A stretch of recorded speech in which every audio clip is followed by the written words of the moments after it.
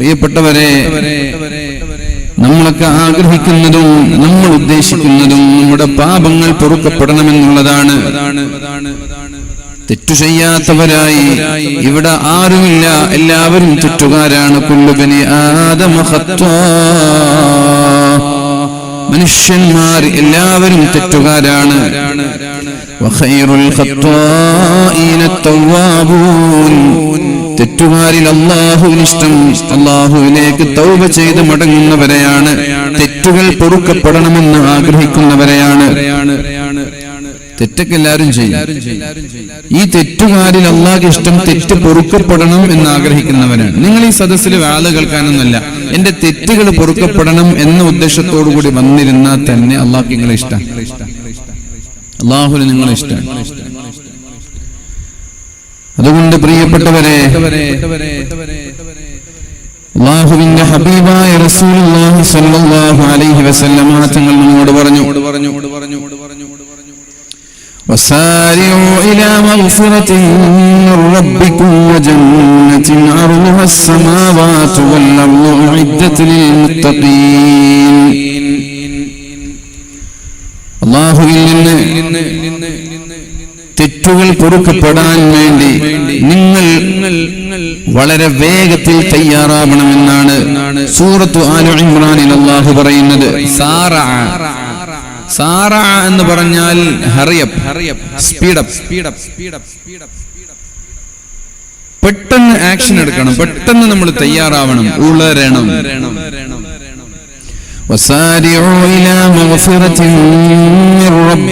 അല്ലാഹുവിൽ നിന്നുള്ള പാപമോചനം ലഭിക്കാൻ നിങ്ങൾ മത്സരിക്കണം, ഉളരണം, മുന്നോട്ട് വരണമെന്നാണ് അല്ലാഹു പറയുന്നത്. തെറ്റു വന്നാല് കുറെ കാലം കഴിഞ്ഞിട്ട് തൗബ ചെയ്യാം, ഉംറ ചെയ്തിട്ട് നന്നാവാം, വയസ്സായ ശേഷം നന്നാവാം, അങ്ങനല്ല. തെറ്റു ചെയ്താലും ഉടനെ തന്നെ ഓൺ ദി സ്പോട്ട്, പിന്നെ എടുത്തു വെക്കാൻ പാടില്ല. ഓൺ ദി സ്പോട്ട് പടച്ചവനോട് പറയണം, പൊരുത്തപ്പെട്ടിരണം. ഇപ്പൊ ഇൽമിന്റെ ഈ സദസ്സിന്റെ പ്രത്യേകത അതാണ്. ഇവിടെ വന്നാൽ പാപങ്ങൾ പൊറുക്കപ്പെടുന്ന ഈ സദസ്സിലേക്ക് പിശാചുകളൊന്നും കയറി വരില്ല. ഇൽമിന്റെയും ദിക്റിന്റെയും സദസ്സിലേക്ക് പിശാച് കയറൂല. അല്ലാഹു പറയുന്നുണ്ട്, വമൻ അഅറള അൻ ദിക്രി ഫഇന്ന ലഹു മഈശതൻ ദൻകാ വമൻ യഅശു അൻ ദിക്രിർ റഹ്മാൻ നുഖയ്യിദ് ലഹു ശൈത്വാനൻ ഫഹുവ ലഹു ഖരീൻ. അല്ലാഹുവിന്റെ ദിക്റിൽ നിന്ന് അകന്നു ജീവിക്കുന്ന ആളുകളെ അല്ലാഹു തആല വളരെ ഭാരമേറിയ കുദുസായ ജീവിതം നൽകിയിട്ടാണ് അല്ലാഹു പരീക്ഷിക്കുന്നത്. വമൻ അഅറള അൻ ദിക്രി, എന്റെ ദിക്റിൽ നിന്ന് വിട്ടുനിൽക്കുന്നവർ. ഖുതുബയെ ഹദീസ് പരിചയപ്പെടുത്തുന്നത് ദിക്ർ എന്നാണ്. ഖുതുബ ഒരു പ്രഭാഷണമാണ്. രണ്ട് റക്അത്ത് നിസ്കാരത്തിന്റെ പകരമുള്ള ഖുതുബ, അത് ദിക്റാണ്. വഅദകളും ദിക്റാണ്. എന്ത് ദിക്ർ? അല്ലാഹുവിനെ സ്മരിക്കുന്ന സദസ്സാണ്. ഈ ദിക്ർ എന്ന് പറഞ്ഞാൽ ലാ ഇലാഹ ഇല്ലല്ലാഹ് തന്നെ പറയണമെന്നില്ല, ഇതൊക്കെ ദിക്റാണ്. അല്ലാഹുവിനെ സ്മരിക്കുന്ന സദസ്സാണ്. അല്ലാഹുവിനെ സ്മരിക്കുന്നതൊക്കെ ദിക്ർ തന്നെ. ومن أعرض عن ذكري فإن له معيشة ضنكا. ആരാണ് എന്റെ ദിക്റിൽ നിന്ന് വിട്ടുനിൽക്കുന്നത്, അവർക്ക് ഞാൻ നൽകാൻ പോകുന്നത് ഭാരമേറിയ, ടെൻഷൻ നിറഞ്ഞ, പ്രാരാബ്ദം നിറഞ്ഞ ജീവിതമായിരിക്കുമെന്നാണ് അല്ലാഹു പറയുന്നത്. വനശ്റുഹു യൗമൽ ഖിയാമത്തി അഅ്മാ. കണ്ണു പൊട്ടന്മാരായിട്ടാണ് അല്ലാഹു തആല അവരെ നാളെ മഹ്ശറയിലേക്ക് പുനർജനിപ്പിച്ചു കൊണ്ടുപോകുന്നത്. കണ്ണുപൊട്ടന്മാരായി, അന്ധന്മാരായി. അവർ ചോദിക്കും, അല്ലാഹുവേ, ദുനിയാവിൽ കണ്ണിന് കാഴ്ചയുള്ള എന്നെ എന്തിനാണ് കണ്ണുപൊട്ടനായി പുനർജനിപ്പിച്ചത് എന്ന് അല്ലാഹുവിനോട് ചോദിക്കുമ്പോ അല്ലാഹു പറയുന്നത്, എന്നെ ഓർക്കേണ്ട സമയത്ത് നീ എന്നെ മറന്നതുകൊണ്ട്, നിന്നെ ഓർക്കേണ്ട സമയത്ത് ഞാൻ നിന്നെയും മറക്കുകയാണ് എന്ന് അല്ലാഹു പറയുമെന്ന് പരിശുദ്ധ ഖുർആനിൽ അല്ലാഹു പറയുന്നുണ്ട്. എന്നെ ഓർക്കാൻ ഞാൻ നിനക്ക് ഭൂമിയിൽ കുറച്ച് സമയം തന്നിരുന്നു. അന്ന് നീ ഐസിഎംപി നടന്നു, കടല തിന്നു നടന്നു, അങ്ങനെ വായ നോക്കി നടന്നു. അപ്പൊ നിനക്ക് എന്നെ ഓർമ്മയില്ല, അതുകൊണ്ട് ഇന്ന് ഞാൻ നിന്നെ ഓർക്കുന്നില്ല. അടിക്ക് തിരിച്ചടി. അന്ന് നീ എന്നെ ഓർക്കാത്തത് കൊണ്ട് ഇന്ന് ഞാൻ നിന്നെ ഓർക്കുന്നില്ല. അല്ല പറയാൻ, നീ എന്നെ മറന്നപ്പോ ഞാൻ നിന്നെ മറന്നു. മറ്റൊരായത്തിൽ അല്ലാഹു പറയുന്നത് വമൻ യഅശു അൻ ദിക്രിർ റഹ്മാനി നുഖയ്യിദ് ലഹു ശൈത്വാനാ ഫഹുവ ലഹു ഖരീൻ. ആരാണ് അല്ലാഹുവിന്റെ ദിക്റിൽ നിന്ന് വിട്ടുനിൽക്കുന്നത് അവരിലേക്ക് അല്ലാഹു തആല ഒരു പിശാചിനെ നിയോഗിക്കുന്നു. അയാളുടെ സുഹൃത്ത് പിന്നെ പിശാചായിരിക്കുമെന്ന് പരിശുദ്ധ ഖുർആൻ. ഇതൊക്കെ നമ്മൾക്കൊരു മടുപ്പ് തോന്നുമ്പോൾ ഇതിനോടൊക്കെ ഒരു മടുപ്പ് വരുന്നുണ്ടല്ലേ? പ്രത്യേകിച്ച് യുവാക്കൾക്ക് ഇതിനോടൊക്കെ ഒരു താല്പര്യക്കുറവ്. ഇവിടെ ഒരു ടൂർണമെന്റ് വെച്ചാല്, ഫുട്ബോളോ ക്രിക്കറ്റോ വോളിബോളോ ഏതെങ്കിലും ഒരു ടൂർണമെന്റ് വെച്ചാല് നാട് നീളെ ഫ്ലക്സ് വെക്കേണ്ട ആവശ്യമുണ്ടോ? ഇങ്ങനെ ഒരു ഡെക്കറേഷൻ വെക്കേണ്ട ആവശ്യമുണ്ടോ? ചന്തകളുടെ ആവശ്യമുണ്ടോ? പ്രത്യേകിച്ച് വോളണ്ടിയർമാര് സദസ്സിലിരുന്ന് സഹകരിക്കുക എന്ന് പറയേണ്ട ഒരു ആവശ്യമുണ്ടോ? സദസ്സിൽ നിന്ന് പുറത്തുപോയി സഹകരിക്കൂ എന്നാണ് പറയേണ്ടവര്. ഒന്ന് സദസ്സിൽ നിന്ന് പുറത്തു പോയിട്ട് സഹകരിക്കുമെന്നാ ചോദിക്കുക. കാരണം ഇവിടെ തിക്കും തിരക്കായി. അതാണ് ഞാൻ പറഞ്ഞത്. നമ്മൾക്ക് അള്ളാഹുവിന്റെ ദിക്റിൽ നിന്ന് വിട്ടുനിൽക്കുന്നതിനനുസരിച്ച് അള്ളാഹു എന്ത് ചെയ്യും? ഒരു പിശാചിനെ ഏൽപ്പിക്കും. നുഖയ്യിദ് ലഹു ശൈത്വാനൻ ഫഹുവ ലഹു ഖരീൻ. പിന്നെ പിശാച് നമ്മളിങ്ങോട്ട് ഇട്ടിട്ട് ചൂറ്റിക്കും, കറക്കും. രക്ഷിതാക്കളൊക്കെ ഇവിടെ വന്നിട്ടുണ്ടാവില്ലേ? ഉപ്പമാരും ഉമ്മമാരൊക്കെ ഇവിടെ ഉണ്ടാവില്ലേ? നിങ്ങൾക്ക് മക്കളൊക്കെ നിങ്ങളെ കയ്യിൽ കിട്ടണം എന്ന് നിങ്ങൾ ആഗ്രഹിക്കുന്നുവെങ്കിൽ, മക്കൾക്ക് ദീനിനോടും പള്ളിയോടൊക്കെ ഒരു കമ്മിറ്റ്മെന്റ്, ഒരു താല്പര്യം ഉണ്ടാവണം എന്ന് നിങ്ങൾ ആഗ്രഹിക്കുന്നുവെങ്കിൽ, കഞ്ചാവ്, മയക്കുമരുന്ന്, ലഹരി പോലെയുള്ള എല്ലാ ലഹരിയുടെ അടിമത്വത്തിൽ നിന്ന് നമ്മുടെ മക്കളെ മോചിപ്പിക്കണം, അല്ലെങ്കിൽ അങ്ങനെ ലഹരിയുടെ ആ കെണിയിലേക്ക്, നെറ്റ്വർക്കിലേക്ക് നമ്മുടെ മക്കൾ എത്താതിരിക്കണം എന്ന് നിങ്ങൾ ആഗ്രഹിക്കുന്നുവെങ്കിൽ, നിങ്ങളോട് എനിക്ക് പറഞ്ഞു തരാനുള്ള പരിഹാരം നിങ്ങൾ നിങ്ങളുടെ മക്കളെ പെട്ടെന്ന് നിക്കാഹ് കഴിപ്പിച്ചു കൊടുക്കുക എന്നുള്ളതാണ്. പെട്ടെന്ന് അവരെ വിവാഹം ചെയ്തു. നിങ്ങൾക്ക് എന്തെങ്കിലും നഷ്ടമുണ്ടോ? നിങ്ങളുടെ മക്കൾ വേഗം കല്യാണം കഴിച്ച് നിങ്ങൾക്ക് എന്തെങ്കിലും നഷ്ടമുണ്ടോ? നിങ്ങൾ ഉണ്ടാത്ത നിങ്ങൾ അടുത്ത് പറഞ്ഞു. നിങ്ങളെ മുഖം നേരെ കാണുന്നില്ല. എന്റെ മുഖത്തേക്ക് 4-5 ഫോക്കസ്, നിങ്ങളെ മുഖത്തേക്ക് ഒരു ലൈറ്റില്ല. നിങ്ങളെ മക്കള് വേഗം കല്യാണം കഴിച്ച് നിങ്ങൾക്ക് എന്തെങ്കിലും നഷ്ടമുണ്ടോ? ആർക്കൊരു നഷ്ടമില്ല. നിങ്ങളെ പെൺമക്കളെ വേഗം കല്യാണം കഴിച്ച് നിങ്ങൾക്ക് നഷ്ടമുണ്ടോ? ഇല്ല. എന്തൊക്കെ കുറയുന്നറിയോ? വായനോട്ടം കുറയും, നമ്പർ കൊടുക്കൽ കുറയും, കഞ്ചാവ്, ലഹരി, മയക്കുമരുന്ന്, വീട്ടിലേക്ക് വൈകി വരുന്നത്, പള്ളിയോടും മദ്രസയോടും വാദിനോടുള്ള പുച്ഛം, ഇതൊക്കെ കുറയും. വേഗം കല്യാണം കഴിപ്പിച്ചു. ഇസ്ലാം പഠിപ്പിച്ച പരിഹാരം അതാണ്. പരിശുദ്ധ റസൂലുള്ളാഹി സ്വല്ലല്ലാഹു അലൈഹി വസല്ലം ഈ ചെറുപ്പക്കാരൊക്കെ വേഗം വന്നോളി. വീട്ടിൽ പോയിട്ട് ഉപ്പാട് കല്യാണത്തെ കുറിച്ച് പറയണമെങ്കിൽ കുറച്ച് വാദ കേൾക്കണം. ഇങ്ങോട്ട് വാ കയറി ഇരുന്നോളി. നബി സല്ലല്ലാഹു അലൈഹി വസല്ലം തങ്ങൾ പറയുന്നുണ്ട്,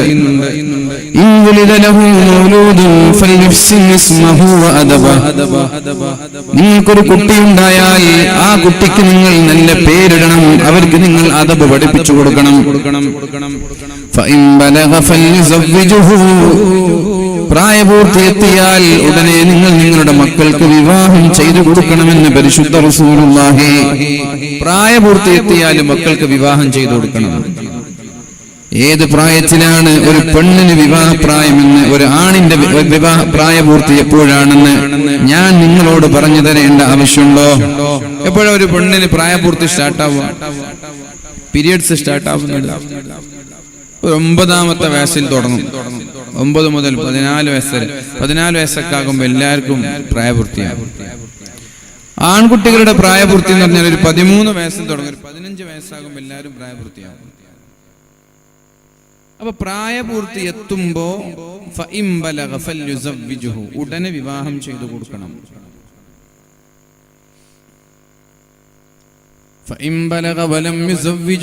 പ്രായപൂർത്തി എത്തിയിട്ട് നിങ്ങൾ നിങ്ങളുടെ മക്കൾക്ക് വിവാഹം ചെയ്തു കൊടുത്തില്ല എങ്കിൽ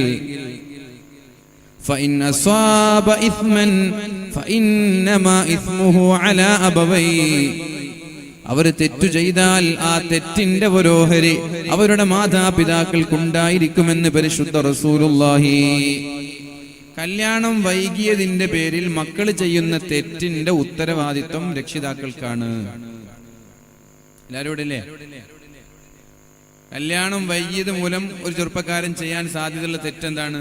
നമ്പർ കൊടുക്കും, പ്രേമിക്കും, ചാൻസ് കിട്ടിയാൽ കാറിൽ കറങ്ങും, സ്കൂള് കട്ട് ചെയ്യും, ക്ലാസ് കട്ട് ചെയ്യും, തിയേറ്ററിൽ പോകും, രാത്രി ഉറങ്ങാതെ ചാറ്റ് ചെയ്യും, വീഡിയോ കോൺഫറൻസ് എടുക്കും, അവസരം കിട്ടിയാൽ അവിഹിത ബന്ധത്തിൽ ഏർപ്പെടും ചെയ്യും.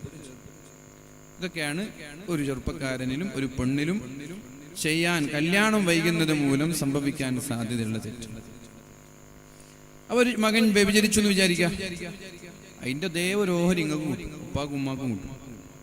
നിങ്ങൾ വേഗം വിവാഹം ചെയ്ത് കൊടുക്കാത്തതിൻ്റെ പേരിലാണ് ഇവൻ വ്യഭിചാരിയായി മാറിയത്. ഇവൻ പെണ്ണിനെ പ്രേമിക്കാൻ കാരണം നിങ്ങൾ വേഗം വിവാഹം ചെയ്ത് കൊടുക്കാത്തതിൻ്റെ പേരിലാണ്. ആ പെൺകുട്ടി കണ്ട ആണുങ്ങളോടൊക്കെ കമന്റ് അടിക്കാൻ തുടങ്ങിയത് നിങ്ങൾ വേഗം വിവാഹം ചെയ്ത് കൊടുക്കാത്തതിൻ്റെ പേരിലാണ്. ഏതൊരു പെണ്ണും വിവാഹം കഴിഞ്ഞാൽ പിന്നെ ഭർത്താവിനോടൊരു കമ്മിറ്റ്മെന്റ് ഉണ്ടാവും. അപ്പൊ ഞാൻ പറയുന്ന എല്ലാ വിഷയം 100% ഇതേപോലെ പോകുന്നില്ല, ഒരു 75% എങ്കിലും ഈ ഒരു രീതിയിൽ പോകും. ഇനി ഞാൻ പറയുമ്പോൾ ഏതെങ്കിലും കല്യാണം കഴിഞ്ഞ പെണ്ണിനെ വളച്ച ആളുകളൊക്കെ ഇവിടെ ഉണ്ട്. അവർ വിചാരിക്കും നമുക്കറിയാമല്ലോ അവസ്ഥ പറയുന്നത്. അങ്ങനെ വിചാരിക്കണ്ട. 75% നമ്മൾ പറയുന്ന കാര്യങ്ങൾ ശരിയാണ്. 25% പിന്നെ എല്ലായിടത്തും ഉണ്ടാവും വളഞ്ഞുപോയ ആളുകൾ. അപ്പൊ ഞാൻ പറയുന്നത്, ഒരു പെണ്ണ് വിവാഹം കഴിഞ്ഞ് ഭർത്താവിനോടൊരു കമ്മിറ്റ്മെന്റ് ഉണ്ടായാൽ പിന്നെ മറ്റുള്ള ആളുകളുടെ പ്രപ്പോസലോ മറ്റുള്ള ആളുകളുടെ കമന്റുകളിലോ മറ്റുള്ള ആളുകളുടെ സെഡ്യൂസിങ് ചെയ്യുന്ന വാക്കുകളിലൂടെ ഒന്നും അവരെന്ത് ചെയ്യില്ല, വീണുപോകില്ല. ഭർത്താവിനോടൊരു കമ്മിറ്റ്മെന്റ് ഉണ്ടെങ്കിൽ. അതില്ലാത്ത ആളുകളാണ് പൊതുവേ വിവാഹത്തിന്റെ പേര്, പ്രണയത്തിന്റെ പേരിലും പ്രേമത്തിന്റെ പേരിലുള്ള പല ചതിക്കുഴികളിലും വീണുപോകുന്നത്. റയറായിട്ട് മറ്റുള്ള ചില കേസുകളൊക്കെ ഉണ്ടാവാം. എൻ്റെ ശബ്ദം ശ്രവിക്കുന്ന പ്രിയപ്പെട്ട ഉമ്മമാരോടും പ്രിയപ്പെട്ട ഉപ്പമാരോടും വളരെ ഗൗരവത്തോടെ ഞാൻ പറയാം, 18 വയസ്സ് നമ്മുടെ പെണ്ണിന് 18 വയസ്സ് പൂർത്തിയായാൽ നോ എനി എക്സ്ക്യൂസ്, അവിടെ ഒരു ഇളവുമില്ല. നിർബന്ധമായിട്ടും പെണ്ണിനെ നിങ്ങൾ നിക്കാഹ് ചെയ്ത് കൊടുത്തിരിക്കണം. നിക്കാഹ്, വിവാഹമല്ല, നിക്കാഹ്. വിവാഹം ആ കുട്ടി പഠിച്ചു കഴിഞ്ഞതിന് ശേഷം എപ്പോഴാണ് പഠിച്ചു തീരുക അപ്പോൾ വിവാഹം ചെയ്തു കൊടുത്താൽ മതി. നിക്കാഹ് കഴിക്കാന്ന് പറഞ്ഞാൽ ഭർത്താവിന്റെ വീട്ടിലല്ല, നിങ്ങളെ വീട്ടിൽ തന്നെ ജീവിച്ചാൽ മതി. നിക്കാഹ് 18 വയസ്സിൽ നിക്കാഹ് കഴിഞ്ഞാൽ പിന്നെ ഭർത്താവിന്റെ വീട്ടിൽ താമസിപ്പിച്ചാൽ പിന്നെ ഒന്നിനും പഠിക്കാനും കഴിയില്ല, ഒരു കാര്യത്തിനും ചെയ്യാൻ കഴിയില്ല. കാരണം എന്തേ, ഭർത്താവിന്റെ വീട്ടിലെത്തിയാൽ പൊതുവേ പെണ്ണുങ്ങൾക്കൊരു തോന്നലുണ്ട്. കാരണം ഭർത്താവിന്റെ ഉമ്മ ഇത് പറഞ്ഞാൽ അത് എന്നെ ഉദ്ദേശിച്ചാണ്, ഭർത്താവിന്റെ ഉപ്പ വേറെന്തെങ്കിലും പറഞ്ഞാൽ അതും എന്നെ ഉദ്ദേശിച്ചാണ്, ഇനി ഞാൻ പഠിക്കാൻ പോകുമ്പോൾ വേറെന്തെങ്കിലും ആരോടെങ്കിലും സംസാരിക്കുമ്പോൾ അതും എന്നെ ഉദ്ദേശിച്ചാണ്. ഇങ്ങനൊരു തോന്നൽ പൊതുവെ പെൺകുട്ടികൾക്ക് ഉണ്ടാവാറുണ്ട്. അപ്പോൾ അവർക്ക് അവിടെ നിന്ന് പഠിക്കാൻ പോകാൻ റിസ്ക് ആയിരിക്കും. എന്തെങ്കിലും ഒരു വാക്ക് ഭർത്താവിൻ്റെ ഉമ്മ പറഞ്ഞാൽ അതുകൊണ്ട് ഭയങ്കര മെൻ്റലി പ്രയാസമായി, മാനസികമായി ബുദ്ധിമുട്ടായി, പിന്നെ അതിൻ്റെ ഉള്ളിൽ കരച്ചിലായി, ഞാൻ ഇനങ്ങോട്ട് പോകില്ല, അങ്ങനെയെല്ലാം പറഞ്ഞു പോകും നമ്മുടെ മക്കൾ. നിർബന്ധമായിട്ടും നമ്മുടെ മക്കൾ പഠിക്കണം. വിവാഹത്തിന്റെ പേരിൽ നമ്മുടെ മക്കളുടെ പഠനം ഒരു കാരണവശാലും മുടങ്ങാൻ പാടില്ല. ഒരു പെൺകുട്ടി നല്ല സുന്ദരിയായ ഒരു പെൺകുട്ടിയാണെങ്കിൽ പെട്ടെന്ന് പ്രപ്പോസൽ വന്നാൽ +2 കഴിയുമ്പോഴേക്കും നിങ്ങൾ നിക്കാഹ് ചെയ്ത് വിവാഹം ചെയ്ത് വിട്ടുകൊടുക്കരുത്. നിങ്ങൾക്ക് നിങ്ങളുടെ മക്കൾക്ക് പഠിക്കണം, സെൽഫ് സഫിഷ്യന്റ് ആവണം എന്നുള്ളൊരു തോന്നൽ നിങ്ങൾക്ക് ഉണ്ടാണ്. 18 വയസ്സ് 17 വയസ്സൊക്കെ ആകുമ്പോൾ നല്ല സുന്ദരിയും സുമുഖയൊക്കെ ആയ ഒരു പെണ്ണാണെങ്കിൽ ഒരുപാട് പ്രപ്പോസൽ വരും. അതിൽ നല്ല ചെറുക്കനും നല്ല പണവും പത്രാസൊക്കെ ഉണ്ടാകും. നിങ്ങൾക്ക് തോന്നുന്നു കെട്ടിച്ചു കൊടുത്താൽ എന്താ, പഠിച്ചില്ലെങ്കിൽ എന്താ കുഴപ്പമൊന്നും, അങ്ങനെ ഒരിക്കലും തോന്നാൻ പാടില്ല. നിക്കാഹ് ചെയ്തു. നിക്കാഹ് ചെയ്തതിന് ശേഷം ആ കുട്ടിയെ നന്നായിട്ട് പഠിപ്പിക്കും. നിക്കാഹ് ചെയ്തതിന് ശേഷം പഠിക്കുമ്പോൾ കുട്ടിക്ക് കോൺസെൻട്രേഷൻ കൂടുതൽ കിട്ടും, പഠിക്കാനുള്ള കൂടുതൽ ശ്രദ്ധ ഉണ്ടാവും. കാരണം കോളേജിൽ പോയാൽ പിന്നെ ബാക്കിയുള്ള ആളുകളുടെ ബാക്കിൽ നടക്കാനില്ല, പിന്നാലെ ആളുകളും വരില്ല, കമന്റ് അടിക്കാനില്ല. ആ കുട്ടിക്ക് പഠനത്തിൽ ശ്രദ്ധ കേന്ദ്രീകരിക്കാൻ കഴിയും. നിക്കാഹ് കഴിഞ്ഞാൽ ഏകാഗ്രത ഉണ്ടാവും. ഇപ്പൊ നിക്കാഹ് ചെയ്തു കൊടുത്തതിന്റെ ശേഷം ആ കുട്ടി ഡിഗ്രി കംപ്ലീറ്റ് ചെയ്യണം, ആ കുട്ടി PG കംപ്ലീറ്റ് ചെയ്യണം. അതിന് മുകളിലോട്ട് പഠിക്കുന്നതൊക്കെ പഠിച്ചതിന് ശേഷം ആ കുട്ടിക്ക് കല്യാണം, വിവാഹം ചെയ്തു കൊടുക്കുക. അതുവരെ നിക്കാഹിലൂടെ രണ്ടുപേരും ജീവിക്കട്ടെ. ചെറുപ്പക്കാരൻ അതേപോലെ ഒരു 21 വയസ്സുള്ള ഒരു ചെറുപ്പക്കാരന് ഡിഗ്രി കംപ്ലീറ്റ് ചെയ്ത് ആയ ഒരു സമയമായിരിക്കും. ആ സമയത്ത് നിർബന്ധിച്ച് നിങ്ങൾ നിക്കാഹ് ചെയ്തു കൊടുക്കണം. നിർബന്ധിച്ച്, അവർ സമ്മതിക്കൊന്നുമില്ല, പെണ്ണും സമ്മതിക്കൂല, ആണും സമ്മതിക്കൂല. നിങ്ങൾ നിർബന്ധിച്ച് നിക്കാഹ് ചെയ്തു കൊടുക്കണം. നിക്കാഹ് ചെയ്തതിന് ശേഷം ആ ചെറുപ്പക്കാരന് പഠിച്ചോട്ടെ. എനിക്കറിയാം, ഒരു ഡോക്ടർ UK പഠിക്കാൻ വേണ്ടി പോകുമ്പോൾ ആ ചെറുപ്പക്കാരൻ 21 വയസ്സാവാൻ കാത്തിരുന്നു. 21 വയസ്സായ ഉടനെ നിക്കാഹ് ചെയ്തു കൊടുത്തതിന് ശേഷം UK പറഞ്ഞു, ഇനി പോയിക്കോളി.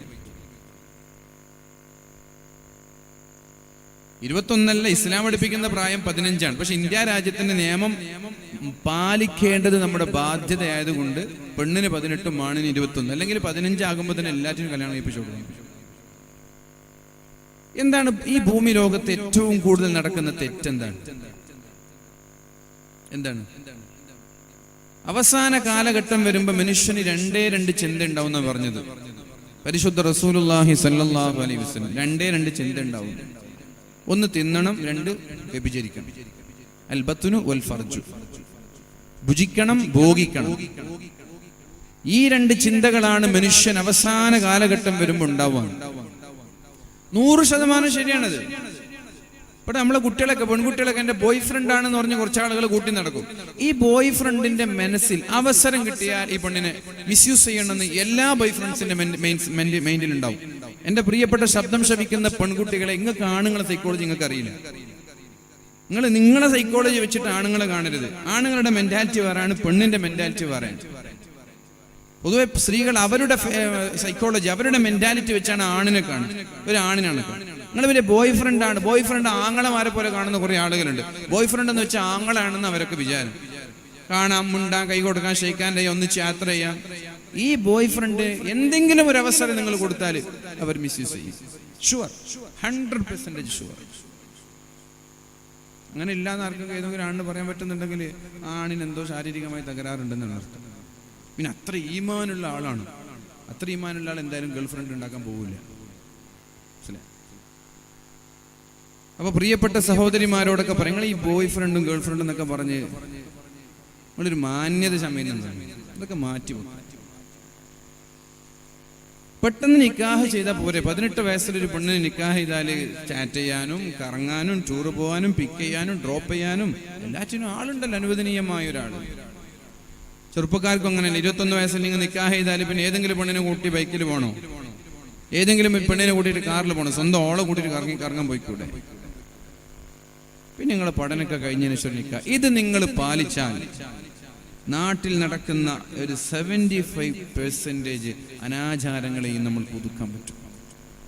നമ്മുടെ മക്കൾക്ക് ദീനിനോടും പള്ളിയോടും മദ്രസകളോടൊക്കെ കമ്മിറ്റ്മെന്റ് ഉണ്ടാവും.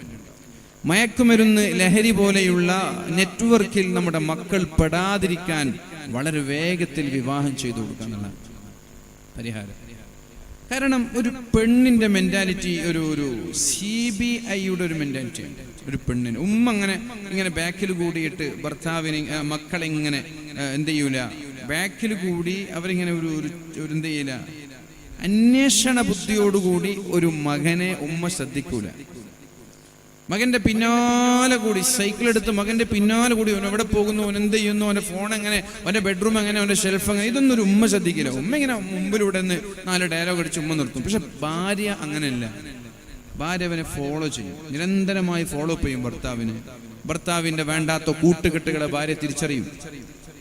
ലഹരി പോലെയുള്ള അനാചാരങ്ങളിലും കുരുക്കിലും നമ്മുടെ ഭർത്താവ് പെടുന്നത് ഭാര്യക്ക് പെട്ടെന്ന് തിരിച്ചറിയാൻ കഴിയും.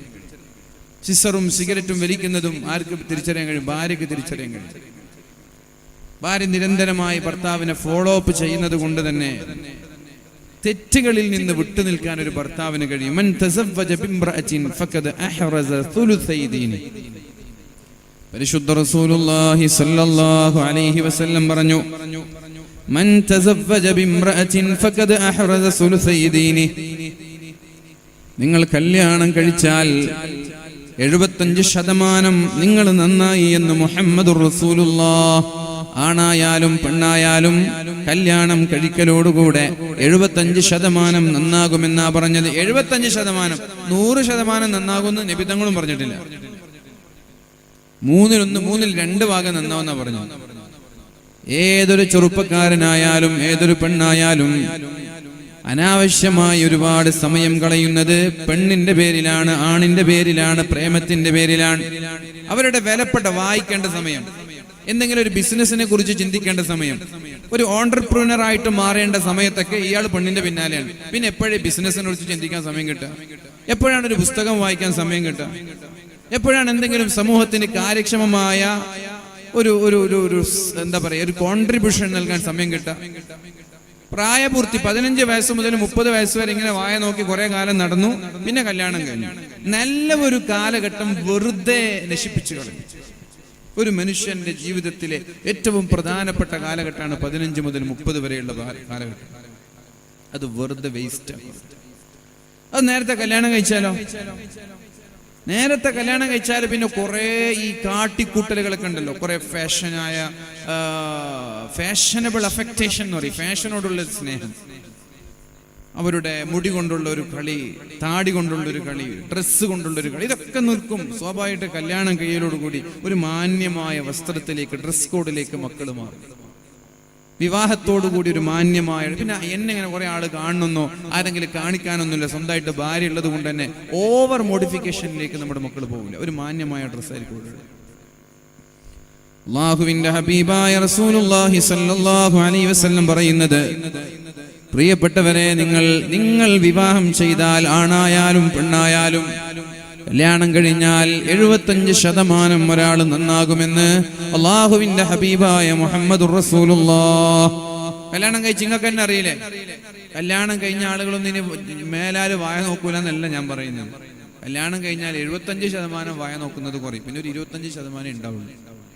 അതിനു വേണ്ടിയിട്ട് ഒരുങ്ങി പോവില്ല, കുളിച്ച് ഡ്രസ്സൊക്കെ ചെയ്ത് ഇൻസൈഡൊക്കെ ചെയ്യുന്നില്ല, ബുള്ളറ്റ് എടുത്തിട്ട് വായ നോക്കാൻ വേണ്ടി പോവില്ല, കണ്ടാ നോക്കിയേക്കാം. ഞാൻ ഇന്റർനെറ്റ് ഇല്ലാത്തത് കൊണ്ടാണ് ഇത്ര ഓപ്പൺ ആയിട്ട് സംസാരിക്കുന്നത്. ലൈവില്ലല്ലോ, ഉണ്ടാ? അതിന്റെ സിസ്റ്റം ഇവിടെ, ലാപ്ടോപ്പൊക്കെ മുമ്പിലൊക്കെ ഉണ്ട്. അതില്ലാന്ന് പറഞ്ഞിട്ട് ഞാൻ ഇങ്ങനെ സംസാരിക്കുന്നത്. ഈ ലൈവ് കൊടുക്കുന്നതന്നെ നിർത്തണം. ഇത് ഭയങ്കര അപകടമാണ്, ഡേഞ്ചറസ് ആണ്. ആളുകൾ വന്ന് ഇരിക്കാത്ത ലൈവുകളിലുണ്ടാണ്. ഇപ്പൊ ഇവിടെ വന്നിരിക്കേണ്ട ആവശ്യമുണ്ട്. ഈ ഒരു 800 വീടുണ്ടെങ്കിൽ 400 വീട്ടുകാർക്കും ഇങ്ങനെ ഇരുന്ന് നോക്കിയാൽ പോരെ, വീട്ടിലിരുന്നിട്ട്. അപ്പോ എനിക്ക് ധൈര്യമായിട്ട് സംസാരിച്ച് ലൈവില്ലാന്ന് വിചാരിച്ചിട്ട്. ഈ ലൈവ് ഉണ്ടാകുമ്പോൾ പല വിഷയങ്ങളും ചെറിയ ക്ലിപ്പുകളാക്കിയിട്ട് ട്രോളാൻ ഉപയോഗിക്കും.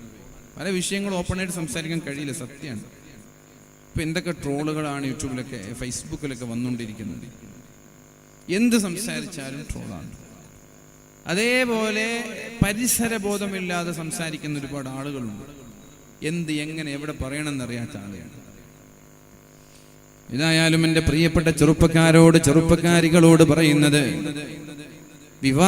നമ്മൾ വിവാഹം കഴിക്കുമ്പോഴേക്കും ദീനിന്റെ 2/3 ഭാഗം നന്നാവാൻ നമ്മൾക്ക് കഴിയും. 2/3 ഭാഗം നന്നാവും. 75% നമ്മൾ നന്നാവും. ബാക്കിയൊരു 25% ഇല്ലേ, അതെങ്ങനെ മാറ്റിയെടുക്കാൻ കഴിയും? ബാക്കിയുള്ള 25%.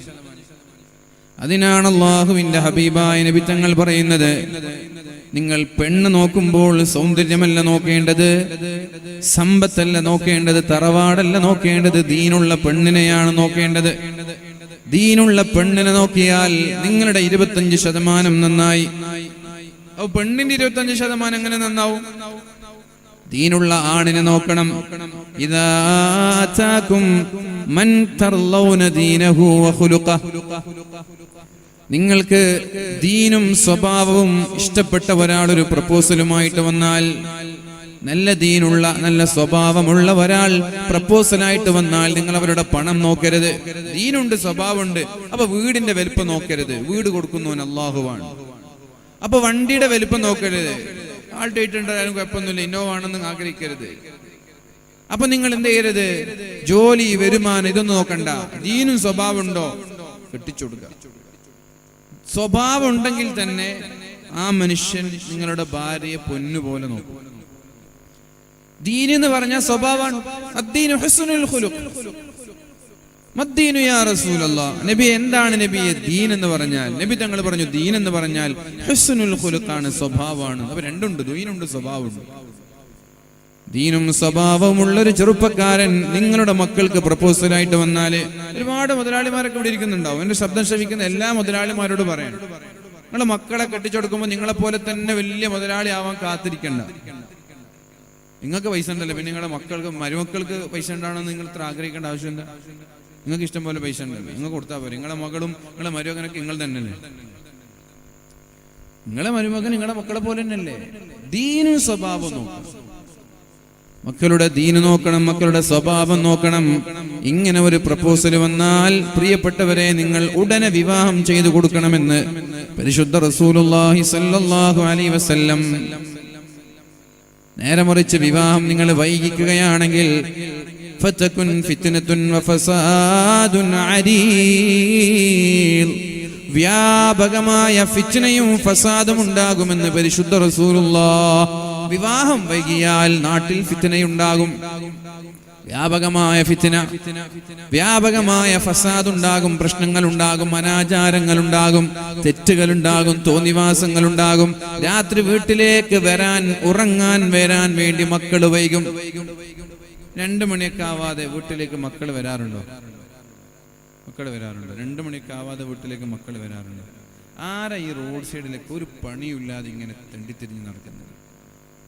ഞാൻ വേലൊക്കെ കഴിഞ്ഞിട്ട് കണ്ണൂരും കോഴിക്കോടൊക്കെ വേല കഴിഞ്ഞ് 2 മണിക്ക് വന്നാലും ഈ തെരുവോരങ്ങളിലുള്ള കച്ചവട ഷോപ്പുകളിൽ, ഹോട്ടലുകളിലൊക്കെ ചെറുപ്പക്കാർ ഒരു ആവശ്യമില്ലാതെ ഇരുന്നിട്ട് സ്വറ പറയാൻ 2 മണിക്കും 3 മണിക്കൊക്കെ. എന്ന് കിടന്നുറങ്ങിക്കൂടെ മനുഷ്യന്മാരെ? എന്തിനാണൊരു കാരണമില്ലാതെ വെറുതെ ഉറക്കം കളയുന്നത്? ഒരു ദിവസം ഞാൻ കണ്ടുകൂടെ, വേല കഴിഞ്ഞ് വരുമ്പോൾ നമ്മുടെ തൊട്ടപ്പുറത്ത് റോഡ് സൈഡിലുള്ള ഒരു ഷോപ്പിൽ, ഒരു ഹോട്ടലിൽ, എവിടെ നിന്നൊന്നും പറയും, സീതാങ്കോളിയിൽ നിന്ന് വന്നത്. എന്തിന്? സീതാങ്കോളിയിൽ നിന്ന് ഇവിടത്തേക്ക് എന്തൊരു ജ്യൂസ് കുടിക്കാൻ വേണ്ടി വന്നത്. തെങ്ങിൽ കെട്ടിട്ട് കൊടുക്കണം അടി. ആ സമയത്ത് പുരയിൽ 100 ജ്യൂസ് ഉണ്ടായിരുന്നു, ഇവിടെ വന്നിട്ട് ജ്യൂസ് കുടിക്കണം. ഇങ്ങനെയൊക്കെയാണ് ഒരു മനുഷ്യന്റെ അവസ്ഥ. ഈ മനുഷ്യനോട് വേദന വന്നിട്ട് ഇരിക്കാൻ പറഞ്ഞാൽ അപ്പോൾ നടുവേദന, മുട്ടുവേദന, എല്ലാ കൈ ശരീരത്തിലില്ലാത്തൊരു വേദന ഉണ്ടാവും 2 മണിക്കൊക്കെ. എന്താ ഇതിൻ്റെ ആവശ്യം? കുറച്ചെങ്കിലും ഒരു പക്വതയും പരിസരബോധവും നമ്മൾക്കൊക്കെ ഉണ്ടെങ്കിൽ നമ്മൾ ചെയ്യുന്നതിനോടൊരു എന്ത് പറയണ്ടേ, ഒരു മാന്യതയും ഒരു മര്യാദയൊക്കെ നമ്മൾക്ക് വേണ്ടേ? നമ്മൾ ചെയ്യുന്ന കാര്യത്തോട് ഒരു മര്യാദ, ഒരു മാന്യത. നമ്മൾക്ക് അല്ലാഹുവിനോട് ഒരുപാട് കടപ്പാടില്ലേ? നമ്മളോട് തന്നെ ചില ബാധ്യതയില്ലേ? നമ്മൾക്ക് നമ്മുടെ തടിയോട് ബാധ്യതയില്ലേ? രാത്രി ഇനി മേലാൽ ഞാൻ ഉറങ്ങൂല എന്ന് അള്ളാഹുവിന്റെ ഹബീബിനോട് പറഞ്ഞൊരു സ്വഹാബിയോട് നബി തങ്ങൾ പറഞ്ഞു, ഇനി മേലാൽ ഉറങ്ങാതിരിക്കാൻ പാടില്ല, ഉറങ്ങാതെ നിസ്കരിക്കാൻ പാടില്ല, മര്യാദയ്ക്ക് കിടന്നുറങ്ങിക്കൊള്ളണം. ഉറങ്ങൂല, ഞാൻ നിസ്കരിക്കും എന്ന് പറഞ്ഞൊരു സ്വഹാബിയോടാണ് ഇത് പറയുന്നത്. ഇനി ഞാൻ ഉറങ്ങൂല, ഞാൻ നിസ്കരിക്കും, ഒരു ദിവസം പോലും ഞാൻ ഉറങ്ങൂല, ഞാൻ നിസ്കരിക്കും. അപ്പൊ നബി തങ്ങൾ പറഞ്ഞു, ഞാനും നിസ്കരിക്കുന്നുണ്ട് നിന്നെ പോലെ, ഞാൻ നിസ്കരിക്കുന്നത് പോലൊക്കെ നിസ്കരിച്ചാൽ മതി, ബാക്കിയുള്ള സമയത്ത് മര്യാദയ്ക്ക് കിടന്നുറങ്ങിക്കൊള്ളണം. നമ്മൾ ഉറങ്ങാതെ തിന്നുമ്പോൾ ജ്യൂസ് കുടിക്കാൻ പോകും, 10, 20, 40 കിലോമീറ്ററുകൾ താണ്ടി രാത്രി 2 മണിക്ക് 3 മണിക്കൊക്കെ ജ്യൂസ് കുടിക്കാൻ പോകും. നബി തങ്ങളെ കയ്യിൽ കിട്ടിയ വെറുതെ വിടും? നിസ്കരിക്കണ്ടെന്ന് പറഞ്ഞു, ഉറങ്ങാൻ പറഞ്ഞു. പ്രിയപ്പെട്ട ചെറുപ്പക്കാരെ, എന്റെ ശബ്ദം ശപിക്കുന്ന ചെറുപ്പക്കാരെ, ദയവ് ചെയ്തിട്ട് ഒരാവശ്യമില്ലാതെ രാത്രി ഉറക്കമൊഴിക്കരുത്. ഒരാവശ്യമില്ലാതെ ഉറക്കരുത്. ആവശ്യത്തിന് അങ്ങോട്ടും ഇങ്ങോട്ടും യാത്രകൾ, നോ പ്രോബ്ലം, അത് പ്രശ്നമില്ല. ആവശ്യമില്ലാതെ വെറുതെ നമ്മളിങ്ങനെ അലിഞ്ഞു തിരിഞ്ഞ് നടക്കുന്ന സ്വഭാവം ഒഴിവാക്കണം. സ്വയം ചിന്തിക്കുക, സ്വന്തം മനസ്സാക്ഷിയോട് ചോദിക്കുക, ഞാൻ ഇത് ചെയ്തിട്ട് എനിക്ക് എന്ത് സുഖം കിട്ടുന്നത്? നിങ്ങളിങ്ങനെ 2 മണി വരെ 3 മണി വരെ കിടന്നുറങ്ങാതെ, 3 മണിക്ക് കിടന്നുറങ്ങി സുബഹി നിസ്കരിക്കാതെ ഒരു 8 മണി വരെ കിടന്നുറങ്ങുന്നതിൽ എന്ത് സുഖമാണ് നിങ്ങൾക്ക് കിട്ടുന്നത്? അതിലെന്ത് ആനന്ദം ഉള്ളത്? നേരെ മറിച്ച് ഒരു 10 മണിക്ക് കിടന്നുറങ്ങിയാൽ രാവിലെ സുബഹിക്ക് എണീച്ചൂടെ? അതല്ലേ ജീവിതത്തിൽ സന്തോഷം എന്ന് പറയുന്നത്. സുബഹി നിസ്കാരം ജമാഅത്തായി നിസ്കരിക്കുന്നവന് അല്ലാഹുവിന്റെ ദിമ്മത്തിലാണെന്ന് പരിശുദ്ധ റസൂലുള്ളാഹ്. ഫീ ദിമ്മത്തില്ലാഹ്, അവൻ അല്ലാഹുവിന്റെ സംരക്ഷണത്തിലാണ്. സുബഹി നിസ്കാരം ജമാഅത്തായി നിസ്കരിക്കുന്ന ആളുകൾ, പള്ളിയിലേക്ക് വന്ന് ജമാഅത്തായി സുബഹി നിസ്കരിക്കുന്ന ആളുകളെ അല്ലാഹു സംരക്ഷിക്കുമെന്ന് പരിശുദ്ധ റസൂലുള്ളാഹി സ്വല്ലല്ലാഹു അലൈഹി വസല്ലം. അപ്പൊ കല്യാണം കഴിഞ്ഞാൽ ഇങ്ങനെ അലഞ്ഞു തിരിയാനൊന്നും ഭാര്യമാര് വിടൂല, അത് വിടാനും പാടില്ല. ആരാ അലഞ്ഞു തിരിയ? ഓൾമോസ്റ്റ് ആളുകളും കല്യാണം കഴിയാത്തവരാണ്. കല്യാണം കഴിഞ്ഞവരാണെങ്കിൽ കുറച്ചൊക്കെ ഉണ്ടാവും, ഭാര്യനെ ഇങ്ങനെ വരച്ചവരയിൽ നിർത്തുന്ന കുറച്ച് ക്രൂരന്മാരായ ഭർത്താക്കന്മാരുണ്ടാവും. വരച്ചവരയിൽ ഭാര്യയെ നിർത്തും, അത് വലിയ ക്രെഡിറ്റ് ആയിട്ട് ചില ആളുകൾ കൊണ്ടുവരും. എന്നോട് ഭാര്യ ഒന്നും പറയൊന്നുമില്ല, ഞാനും ഭാര്യയും തമ്മിലൊരു പ്രശ്നമില്ല, എന്നോടൊരു വാക്കോട് ചോദിക്കൂല, ഞാൻ അവിടെ വരച്ചവരയിൽ നിർത്തുന്നു. നിങ്ങളാണ് ലോകത്തെ ഏറ്റവും വലിയ തെമ്മാടി. ഭാര്യ വരച്ചവരയിൽ നിർത്തുന്നുണ്ട് എന്ന് ഏതെങ്കിലും ഒരു ഭർത്താവ് പറയുന്നുണ്ടെങ്കിൽ അയാളാണ് ലോകത്തെ ഏറ്റവും വലിയ തെമ്മാടി. ഒരാളും ഭാര്യ വരച്ചവരെ നിർത്താൻ പാടില്ല. നബി തങ്ങൾ അങ്ങനെ വരച്ചവരെ നിർത്തിയിട്ടില്ല ഭാര്യ. ആരാ പറഞ്ഞു ഭാര്യ വരച്ചവരെ നിർത്തണം? ഭാര്യയോട് അഡ്ജസ്റ്റ് ചെയ്യുമ്പോഴാണ് പിണക്കുണ്ടാവുക. ഭാര്യ എന്തെങ്കിലും ചോദിക്കുമ്പോൾ എനിക്ക് കഴിയില്ലെന്ന് പറഞ്ഞു ഭാര്യ ചൂടായി. അല്ലെങ്കിൽ വരച്ചവരെ നിർത്തുന്ന ഭാര്യ ചൂടാവില്ല, ചൂടായി അപ്പ കിട്ടുമെന്ന് അറിയാം, ഉണ്ടാണ്ടിരിക്കും, നല്ല സുഖമായിരിക്കും, എന്ത് പണിയില്ല. ഭാര്യയോട് പറഞ്ഞൊക്കെ ഒരു അടിമയെ പോലെ ഭാര്യ പണിയെടുപ്പിക്കുക, ഒരു പ്രശ്നം ഉണ്ടാവില്ല വീട്ടിൽ. ഭാര്യ അടിമയാണ്, ഭാര്യയല്ല അടിമ. ആ പണിക്കൊരു ഭർത്താവ് നിൽക്കരുത്. ഭാര്യ അടിമല്ല, യുവർ പാർട്ട്ണർ, എന്റെ പാർട്ട്ണറാണ്. ബെറ്റർ ഹാഫ് എന്നാ പറയുമ്പോൾ നമ്മുടെ ഒരു പകുതിയാണ് ഭാര്യ. അടിപിടി ഉണ്ടെങ്കിൽ അവിടെ ഭാര്യയ്ക്ക് സ്വാതന്ത്ര്യം കൊടുക്കുന്നു എന്നാണ് അർത്ഥം. ഭാര്യ എന്നോടൊന്നും കേർത്ത് സംസാരിക്കുന്നില്ല എന്നൊരു ഭർത്താവ് പറയുന്നുണ്ടെങ്കിൽ അയാള് അറ്റാക്കിംഗ് മിഡ്ഫീൽഡർ ആണെന്നാണ് അർത്ഥം. അപ്പൊ അതുകൊണ്ട് പ്രിയപ്പെട്ട ചെറുപ്പക്കാരോട് വളരെ സ്നേഹത്തോടെ ഞാൻ പറയാണ്, ഒരാവശ്യവുമില്ലാതെ നമ്മുടെ ശരീരത്തോടുള്ള കടപ്പാട് വീട്ടാതെ നമ്മളിങ്ങനെ അലഞ്ഞു തിരിഞ്ഞ് നടക്കരുത്. നമ്മൾക്ക് നമ്മുടെ ശരീരത്തോട് ചില കടപ്പാടുണ്ട്. കണ്ണിനോടുണ്ട്, ചെവിയോടുണ്ട്, ഭാര്യമാരോടുണ്ട്, എല്ലാവരോടും കടപ്പാടുണ്ട്. കണ്ണിനോടുള്ള കടപ്പാടാണ് രാത്രിയായാൽ വേഗം കിടന്നുറങ്ങുക എന്നുള്ളത്. രാത്രിയായാൽ സമയമായാൽ വേഗം കിടന്നുറങ്ങണം, അത് കണ്ണിനോടുള്ള കടപ്പാടാണ്. അല്ലാഹുവിന്റെ ഹബീബായ മുഹമ്മദുർ റസൂലുള്ളാഹി സ്വല്ലല്ലാഹു അലൈഹി വസല്ലമ തങ്ങൾ പറഞ്ഞത് വളരെ കൃത്യമാണ്. വിവാഹം വൈകിയാൽ നാട്ടിൽ ഒരുപാട് അനാചാരങ്ങളും അനാശാസ്യങ്ങളും നടക്കുമെന്ന്, ഫിത്ന നടക്കുമെന്ന്, ഫസാദ് നടക്കുമെന്ന് മുഹമ്മദുർ റസൂലുള്ളാഹി. വിവാഹം വൈകിയാൽ, പ്രിയപ്പെട്ടവരെ, ഒരു പെണ്ണ് ആണിനെ നോക്കുമ്പോൾ ശ്രദ്ധിക്കേണ്ടത് ദീനാണ്. ഒരു ആണ് പെണ്ണിനെ നോക്കുമ്പോഴും ശ്രദ്ധിക്കേണ്ടത് ദീനാണ്. രണ്ടാളും ദീന് നോക്കണം. ദീനുള്ള ഭർത്താവാണെങ്കിൽ ഭാര്യയുടെ 75% വിവാഹത്തോടെ നന്നായത്, ആ 25% കൂടി നന്നാക്കാൻ ഭർത്താവിന് കഴിയും. ദീനില്ലാത്ത ഭർത്താവാണെങ്കിൽ ഭാര്യ ചിലപ്പോൾ മോശമായി പോവും. ഭാര്യ നല്ല പെണ്ണ, കല്യാണം കഴിയലോടുകൂടി ഭാര്യ മോശമായി പോവും. ദീനില്ലാത്ത ഭാര്യയാണെങ്കിൽ, പ്രിയപ്പെട്ടവരെ, ഭർത്താവ് എത്ര നല്ലവനാണെങ്കിലും ഭർത്താവ് മോശമായി പോകും. നേരെ മറിച്ച് ദീനുള്ള ഭാര്യയാണെങ്കിൽ ഭർത്താവ് 75% വിവാഹത്തോടെ നന്നായി, ബാക്കി ഒരു 25% ഭാര്യയുടെ സഹായത്തോടെ നന്നാവാൻ കഴിയും. എന്താ ചെറുപ്പക്കാരെ ദീനിലേക്ക് അടുപ്പിക്കാനുള്ള വഴി എന്താണ്? എന്താ വഴി? ഇങ്ങനെ കേട്ടിട്ട് പോണം, കല്യാണം കഴിപ്പിച്ചു കൊടുക്കണം കേട്ടോ. അങ്ങനെ കേട്ടിട്ട് ചിരിച്ചിട്ട് പോയാൽ മതിയല്ലേ. കഴിയുമെങ്കിൽ കല്യാണം കഴിക്കുമ്പോഴേക്കും വേറൊരു വീടും വെച്ചു കൊടുക്കണം മക്കൾക്ക്, പറ്റുമെങ്കിൽ. വിവാഹം നമ്മുടെ എല്ലാ ആൺമക്കൾക്കും 21 വയസ്സിന് വിവാഹം ചെയ്തു കൊടുക്കുക. ഈ കയ്യിൽ കുറെ ചരടും കുറെ ഇരുമ്പും കുറെ ചങ്ങലൊക്കെ ഇട്ട് ഭ്രാന്തൻ നായ്മാരെ പോലെ നടക്കുന്ന കുറെ ചെറുപ്പക്കാരില്ലേ, കഴുത്തിലും കയ്യിലൊക്കെ കുറെ. ഇതൊക്കെ പുതിയാപ്പിള ഇങ്ങനെ ഭാര്യന്റെ വീട്ടിൽ പോകുമ്പോൾ അമ്മോച്ചന്റെ മുമ്പിൽ ഇതൊന്നും ഇട്ട് പോകില്ല. അവിടെ ഇയാൾ വിചാരിക്കും കുറച്ച് മാന്യത വേണ്ടേ. അമ്മോച്ചന്റെ വീട്ടിലേക്ക് പോകുമ്പോൾ ആരെങ്കിലും കയ്യിൽ ഭ്രാന്തൻ നായിനെ പോലെ ചങ്ങലിട്ടിട്ട് പോകും. കീറിയ കുപ്പായ അവിടെ ഇവിടെയൊക്കെ കീറിയ ജീനിട്ടിട്ട് പോകും. അവിടെ ചെറിയൊരു മര്യാദ കാണിക്കും. പുതിയാപ്പിളായിട്ട് ആദ്യം നല്ലൊരു ഒഫീഷ്യൽ ഡ്രസ് ഇട്ടിട്ടല്ലേ ഭാര്യയുടെ വീട്ടിൽ പോവുക, അവരൊന്ന് ഇംപ്രസ് ചെയ്യാൻ വേണ്ടിയിട്ട്. പിന്നെ കുറെ കഴിഞ്ഞാൽ ചിലപ്പോൾ മാറി നിന്നൊക്കെ വരാം. അതുകൊണ്ട് പ്രിയപ്പെട്ടവരെ, നന്നാവാനുള്ള പരിഹാരം വേഗം വിവാഹം കഴിക്കലാണ്. അതന്നെ പരിഹാരം, വേറൊരു പരിഹാരം ഇല്ലല്ലോ ഭൂലോകത്ത്. നന്നാവാനുള്ള പരിഹാരം വേഗം വിവാഹം കഴിക്കൽ തന്നെയാണ്. പക്ഷേ വിവാഹത്തിന്റെ പേരിൽ നമ്മുടെ മക്കളുടെ പഠനം മുടങ്ങാൻ പാടില്ല. അതാണ് വളരെ ഇമ്പോർട്ടന്റ്. ഒരു പെണ്ണിന്റെയും പഠനം വിവാഹത്തിന്റെ പേരിൽ മുടങ്ങാൻ പാടില്ല. അതാണ് എനിക്ക് വളരെ പ്രധാനമായതിൽ ചേർത്ത് പറയാനുള്ളത്. പ്രിയപ്പെട്ട ഉമ്മമാരോട് എനിക്ക് പറയാനുള്ളത്, നിങ്ങൾ നിങ്ങളുടെ മക്കളെ സ്വയം പര്യാപ്തരാക്കണം, സെൽഫ് സഫിഷ്യന്റ് ആക്കണം. മറ്റൊരാളെ ഡിപ്പെൻഡ് ചെയ്ത് ജീവിക്കേണ്ട ഒരു സാഹചര്യം ഒരു മക്കൾക്കും ഒരു പിതാവും ഉണ്ടാക്കാൻ പാടില്ല. ഇപ്പൊ ഭർത്താവ് ചെറുപ്പത്തിലേ മരിച്ചുപോയി എങ്കിൽ ഭാര്യയ്ക്ക് ധൈര്യം വേണം, എനിക്ക് ഒറ്റക്ക് ജീവിക്കാൻ കഴിയും, ഭർത്താവില്ലെങ്കിൽ എനിക്ക് ജീവിക്കാൻ കഴിയും. അതിനെന്ത് വേണം? വിദ്യാഭ്യാസം വേണം. ഞാൻ ട്യൂഷൻ എടുത്ത് ജീവിച്ചോളാം, ഞാനൊരു ടീച്ചർ ആയിക്കോളാം, ഞാൻ അല്ലെങ്കിൽ നല്ലൊരു കമ്പനിയിൽ അക്കൗണ്ടന്റ് ആയിക്കോളാം, ഒരു കാഷ്യർ ആയിക്കോളാം. ഇതൊക്കെ ആവണമെങ്കിൽ വിദ്യാഭ്യാസം വേണം. കല്യാണം കഴിഞ്ഞൊരു 10 വർഷം ഒന്നും ജോലിക്കേ പോയിട്ടുണ്ടാവില്ല, പക്ഷെ ക്വാളിഫിക്കേഷൻ ഉണ്ട്, സർട്ടിഫിക്കറ്റുകൾ ഉണ്ട്. 10 വർഷം കഴിഞ്ഞ് ഭർത്താവ് മരിച്ചു, പെണ്ണിന് 3 കുട്ടികളുണ്ട്, വേറെ കല്യാണം കഴിയാൻ താല്പര്യമില്ല. അങ്ങനെ ചില ആളുകൾ ഉണ്ടാവാറുണ്ട്. ഭർത്താവ് മരിച്ച പിന്നെ വേറൊരു കല്യാണത്തോട് താല്പര്യമില്ലാത്ത ആളുകൾ. ഞാനതിനെ പ്രോത്സാഹിപ്പിക്കുന്നില്ല. ഭർത്താവ് മരിച്ച വേഗം യുദ്ധ കഴിഞ്ഞ ഉടനെ വേറെ ആളെ കല്യാണം കഴിച്ചോണ്ട്. ഭാര്യ മരിച്ചാൽ ഭർത്താവ് അങ്ങനെ 40 കഴിഞ്ഞാൽ വേറെ ആളെ കല്യാണം കഴിച്ചോണ്ട്. വിവാഹം കഴിക്കാതെ ജീവിക്കരുത്. ആരായാലും വിവാഹം കഴിക്കാതെ ജീവിക്കരുത്.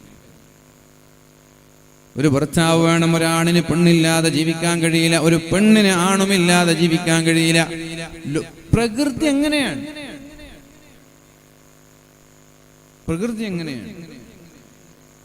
ഷീ എന്ന് പറയുമ്പോ അതിന്റെ എസ് മാറ്റിയാൽ ഹീ ആണ്, അവൻ. ഷീ അവൾ. Madam Adam. ആഡം ആണ്, മാഡം പെണ്ണ്. മെയിൽ ഫീമെയിൽ എന്ന് പറയുന്നത് പോലെ എല്ലാ വസ്തുക്കളിലും അല്ലാഹു ഇരട്ടയെ സൃഷ്ടിച്ചു എന്നാ പറഞ്ഞത്. XY ക്രോമോസോമുകൾ, ഇരട്ടകൾ, പെണ്ണുണ്ട് ആണുണ്ട്. XY ക്രോമോസോമുകൾ. എവിടെ ഇരട്ടയില്ലാത്തത്? എല്ലാറ്റിലും ഇരട്ടുണ്ട്, ആണും പെണ്ണുണ്ട്.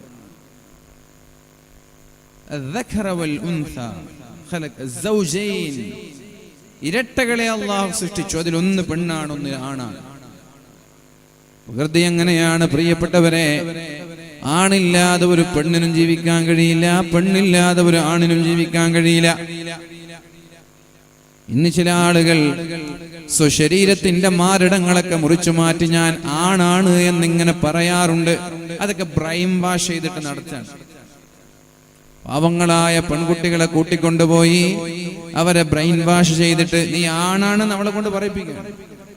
അങ്ങനെ മാരടങ്ങളൊക്കെ മുറിച്ച് ട്രാൻസ്ജെൻഡേഴ്സ്, ട്രാൻസ് ആയിട്ട് മാറാൻ. ഇവർക്ക് കമ്മീഷൻ ഉണ്ടാവും.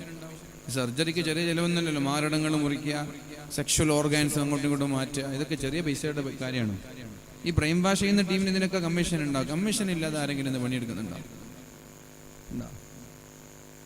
എന്താ കമ്മീഷൻ ഇല്ലാതെ നിങ്ങൾ ആരെങ്കിലും പണിയെടുക്കും? കമ്മീഷനെ കുറിച്ച് അന്ന് വേദം പറഞ്ഞതിന് കുറെ ആളുകൾ എന്നോട് ചോദ്യം ചെയ്തു, നിങ്ങൾ ഇതിന് അങ്ങനെ വേദം പറഞ്ഞു? സ്ഥാപനങ്ങളൊക്കെ പൂട്ടിപ്പോകില്ലേ? കൂട്ടട്ടെ, എന്തിനാ സ്ഥാപനം? കമ്മീഷൻ വാങ്ങിയിട്ട് നിങ്ങളൊരു സ്ഥാപനം നടത്തണ്ട. ദാറുൽ ഹുദ തുടങ്ങിയിട്ട് വർഷങ്ങളായി, ഇന്ന് വരെ കമ്മീഷനുള്ള ഒരു പിരിവും ദാറുൽ ഹുദയ്ക്കാണ്. നിങ്ങൾക്ക് പൈസ വേണമെങ്കിൽ നിങ്ങൾ വേറെ വഴി നോക്കണം. 1,00,000 രൂപ പള്ളിക്ക് നിങ്ങൾ കളക്ട് ചെയ്യുക, അതിൽ 40,000 കൊണ്ടുവന്ന ആൾക്ക് കൊടുക്കുക. ശമ്പളം കൊടുത്തൂടെ? നല്ല ശമ്പളം കൊടുത്താൽ പോലെ കളക്ട് ചെയ്യുന്ന ആളുകൾക്ക്. ന്യായീകരിക്കാൻ എല്ലാറ്റിലും ഓപ്ഷൻ ഉണ്ടാവും. ഇതിനിങ്ങനെ പല മസലകൾ, കീല കാല ഇതൊക്കെ പിടിച്ച് സാനിയും താലിതൊക്കെ പിടിച്ച് നിങ്ങൾക്ക് ന്യായീകരിക്കാനുണ്ടാവും.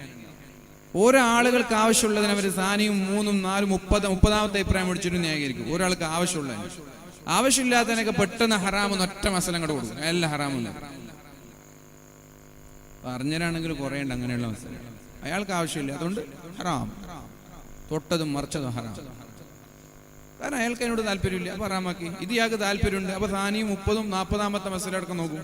എങ്ങനെങ്കിലും ഇത് ഹലാലാക്കാൻ പറ്റുമോ നോക്കും. എനിക്ക് ആ ഒരു വേദ പറഞ്ഞ എത്ര ഉസ്താദ്മാർ മെസ്സേജ് അയച്ചിരുന്നറിയാം വാട്സപ്പിൽ. അപ്പൊ ഞാൻ പറയുന്നത് എല്ലാറ്റിനും കമ്മീഷൻ തന്നെയാണ്. അപ്പൊ ഈ സർജറിക്കൊക്കെ ലക്ഷങ്ങൾ വില ചെലവ്. ഞാൻ അത്ഭുതപ്പെട്ടു. നമ്മൾ കാസർഗോഡ് ജില്ലയിൽ തന്നെ 2 പെൺകുട്ടികൾ ആണായി മാറിയിട്ടുണ്ട്. ഇനി നേരിടുന്ന അടുത്ത വെല്ലുവിളി ഇത്. പെൺകുട്ടികൾ നാളെ പറയണ ഞാൻ ആണ്, എനിക്ക് ആണാവണമെന്ന് പറയുമ്പോൾ എന്താ ചെയ്യുക? ഇതൊക്കെ ബ്രെയിൻ വാഷ് ചെയ്തിട്ട് ഒരു സമൂഹത്തെ മാറ്റിക്കൊണ്ടിരിക്കുകയാണ്. ഇതാണ് ഭൂമി ഭൂമിയല്ലാതായി മാറുക എന്ന് പറയുന്നത്. എല്ലാം ഉലറ്റ് പലറ്റ് എന്ന് പറയുന്നില്ല, എല്ലാം തകിടം മറിയും. ആണ് പറയണ ഞാൻ ഇത് പെണ്ണാണെന്ന് പറഞ്ഞിട്ട് സെക്ഷൽ ഓർഗാനുകളൊക്കെ മാറ്റവരാണ്. പെണ്ണ് പറയണ ഞാൻ ആണാണ്, എന്റെ മാരടങ്ങൾ മുറിച്ചു മാറ്റാ. എന്താ മുഅ്മിനീങ്ങളെ? ഭൂമിയുടെ സിസ്റ്റം തന്നെ മാറ്റിമറിക്കാൻ ശ്രമം നടക്കാൻ. അതാണ് ലോകാവസാനത്തിന്റെ അടയാളം. ഇങ്ങനെ ഭൂമി അല്ലാതായിട്ട് മാറി. പെൺവേഷം കെട്ടുന്ന ആണിനെ നമ്മൾ കണ്ടിരുന്നു, ആൺവേഷം കെട്ടുന്ന പെണ്ണിനെ കണ്ടിരുന്നു. സെക്ഷൽ ഓർഗാനുകൾ സർജറി നടത്തി മാറ്റുന്ന കാലം വരെ നമ്മൾ കാണാൻ തുടങ്ങി. ലോകാവസാനം അടുത്തു എന്നതിന് ഇതിനേക്കാളും വലിയ അടയാളം എന്താ വേണ്ടത്? എന്നിട്ട് നമ്മളിങ്ങനെ നടക്കന്നെ, ഉലാത്തി നടക്കന്നെ. തോബയില്ല, കുറ്റബോധമില്ല, ചെയ്യുന്ന തെറ്റുകളെ കുറിച്ചുള്ള ചിന്തയില്ല. നിങ്ങളെ തെറ്റൊക്കെ മനുഷ്യൻ ചെയ്യും, അത് ഞാൻ ഇല്ലാന്ന് പറയുന്നില്ല. തെറ്റു ചെയ്താൽ തൗബ ചെയ്യാനുള്ള ഒരു സന്മനസ്സെങ്കിലും കാണിച്ചു. ഉടനെ തന്നെ ഒന്ന് തൗബ ചെയ്ത് ആ തെറ്റുകളെ മായ്ച്ചു കളയാൻ ശ്രമിക്കണമെന്ന് എനിക്ക് പറയാനുള്ളത്.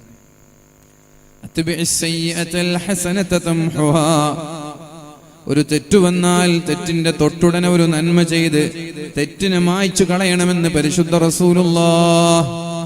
തെറ്റ് ചെയ്താൽ പിന്നെ നിങ്ങൾ അവിടെ ഉദാസീനത കാണിക്കരുത്, അലസത കാണിക്കരുത്, മടി കാണിക്കരുത്. നിങ്ങൾ പെട്ടെന്ന് തന്നെ തൗബ ചെയ്ത് മടങ്ങണമെന്ന് അല്ലാഹുവിന്റെ ഹബീബായ മുഹമ്മദുർ റസൂലുള്ളാഹി. പ്രിയപ്പെട്ടവരെ, അപ്പൊ ഞാൻ പറഞ്ഞു വരുന്നത്, നമ്മുടെ മക്കൾ പഠിക്കണം, എല്ലാവരും പഠിക്കണം. പഠിക്കാത്ത ഒരാൾ പോലും നമ്മുടെ നാട്ടിലുണ്ടാവാൻ പാടില്ല. ഒരു സമൂഹത്തിന്റെ വളർച്ച എന്ന് പറയുന്നത് വിദ്യാഭ്യാസത്തിലൂടെയാണ്. ഇപ്പൊ കീഴൂർ, ഈ നിങ്ങൾക്ക് മറ്റുള്ള നാടുകളിൽ നിന്ന് ഇങ്ങനെ നെഞ്ചും വിരിച്ച് നടക്കണമെങ്കിൽ നിങ്ങളുടെ നാട്ടിൽ കുറെ വിദ്യാഭ്യസിച്ച വിദ്യാഭ്യാസമുള്ള ആളുകൾ ഉണ്ടാകും. പൊളിറ്റിക്കൽ ലീഡേഴ്സ്, വലിയ വലിയ അറിയപ്പെട്ട മേഖലയിലുള്ള പ്രൊഫഷണൽസ്, ഉദ്യോഗസ്ഥന്മാര്, IAS-കാര്, IPS-കാര്, ഹൈക്കോർട്ടിലും പിന്നെ സുപ്രീം കോർട്ടിലൊക്കെ ഉള്ള ജഡ്ജിമാര്, ഇങ്ങനെ വലിയ വലിയ അറിയപ്പെട്ട തസ്തികയിലുള്ള ആളുകൾ ഒരു നാട്ടിലുണ്ടാകുമ്പോഴാണ് ആ നാടിന് നെഞ്ചും വിരിച്ച് നടക്കാൻ പറ്റുക. ഒന്നിനും കൊള്ളൂല. ഗൾഫിൽ കുറച്ച് ബക്കാലയും കുറച്ച് കഫ്റ്റീരിയ ഇട്ടിട്ട് ഇങ്ങനെ ജീവിച്ചു. ഈ കഫ്റ്റീരിയ ബക്കാലൊക്കെ 4 ഈടി വന്നാൽ തീരുന്നതേ ഉള്ളൂ. ഈ കഫ്റ്റീരിയം ബക്കാലൊക്കെ ഉണ്ടല്ലോ, നമ്മൾ ഗൾഫിൽ ഉണ്ടാക്കുന്ന പൈസയൊക്കെ 2 ഈടി വന്നാൽ തീരുന്ന പ്രശ്നമുള്ളൂ. നമുക്കൊന്നും ചെയ്യാൻ പറ്റൂല. അതുകൊണ്ടാണ് വിദ്യ അഭ്യസിക്കണം എന്ന് പറയുന്നത്. ഒരു കള്ളനും കൊണ്ടുപോകാൻ കഴിയില്ല, ഒരു ഈടിക്കും കൊണ്ടുപോകാൻ പറ്റാത്ത സമ്പാദ്യമാണ് വിദ്യാഭ്യാസം എന്നുള്ളത്. ഒരുത്തിൽ പരാജയപ്പെട്ട അടുത്തത് പിടിച്ചടക്കാൻ കഴിയും വിദ്യാഭ്യാസം ഉണ്ടെങ്കിൽ. സമ്പത്ത് അങ്ങനല്ല. ഹൈവേയുടെ വർക്ക് വന്നപ്പോ എത്രയെത്ര ബിസിനസ്സുകളാണ് തകർന്നു പോയത്. ഒപ്പന മത്സരം ഉണ്ടാവും ഉറൂസിന്, ഒപ്പന മത്സരം ഉണ്ടാവും. നല്ല പ്രാക്ടീസ് എടുക്കുന്നുണ്ടല്ലോ അവിടെ മദ്രസയുടെ ഉള്ളിൽ.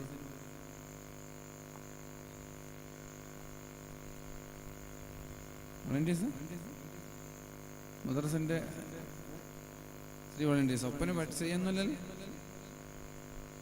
അങ്ങനെ പണി ഉണ്ടാവില്ലേ? പ്രിയപ്പെട്ടവരെ,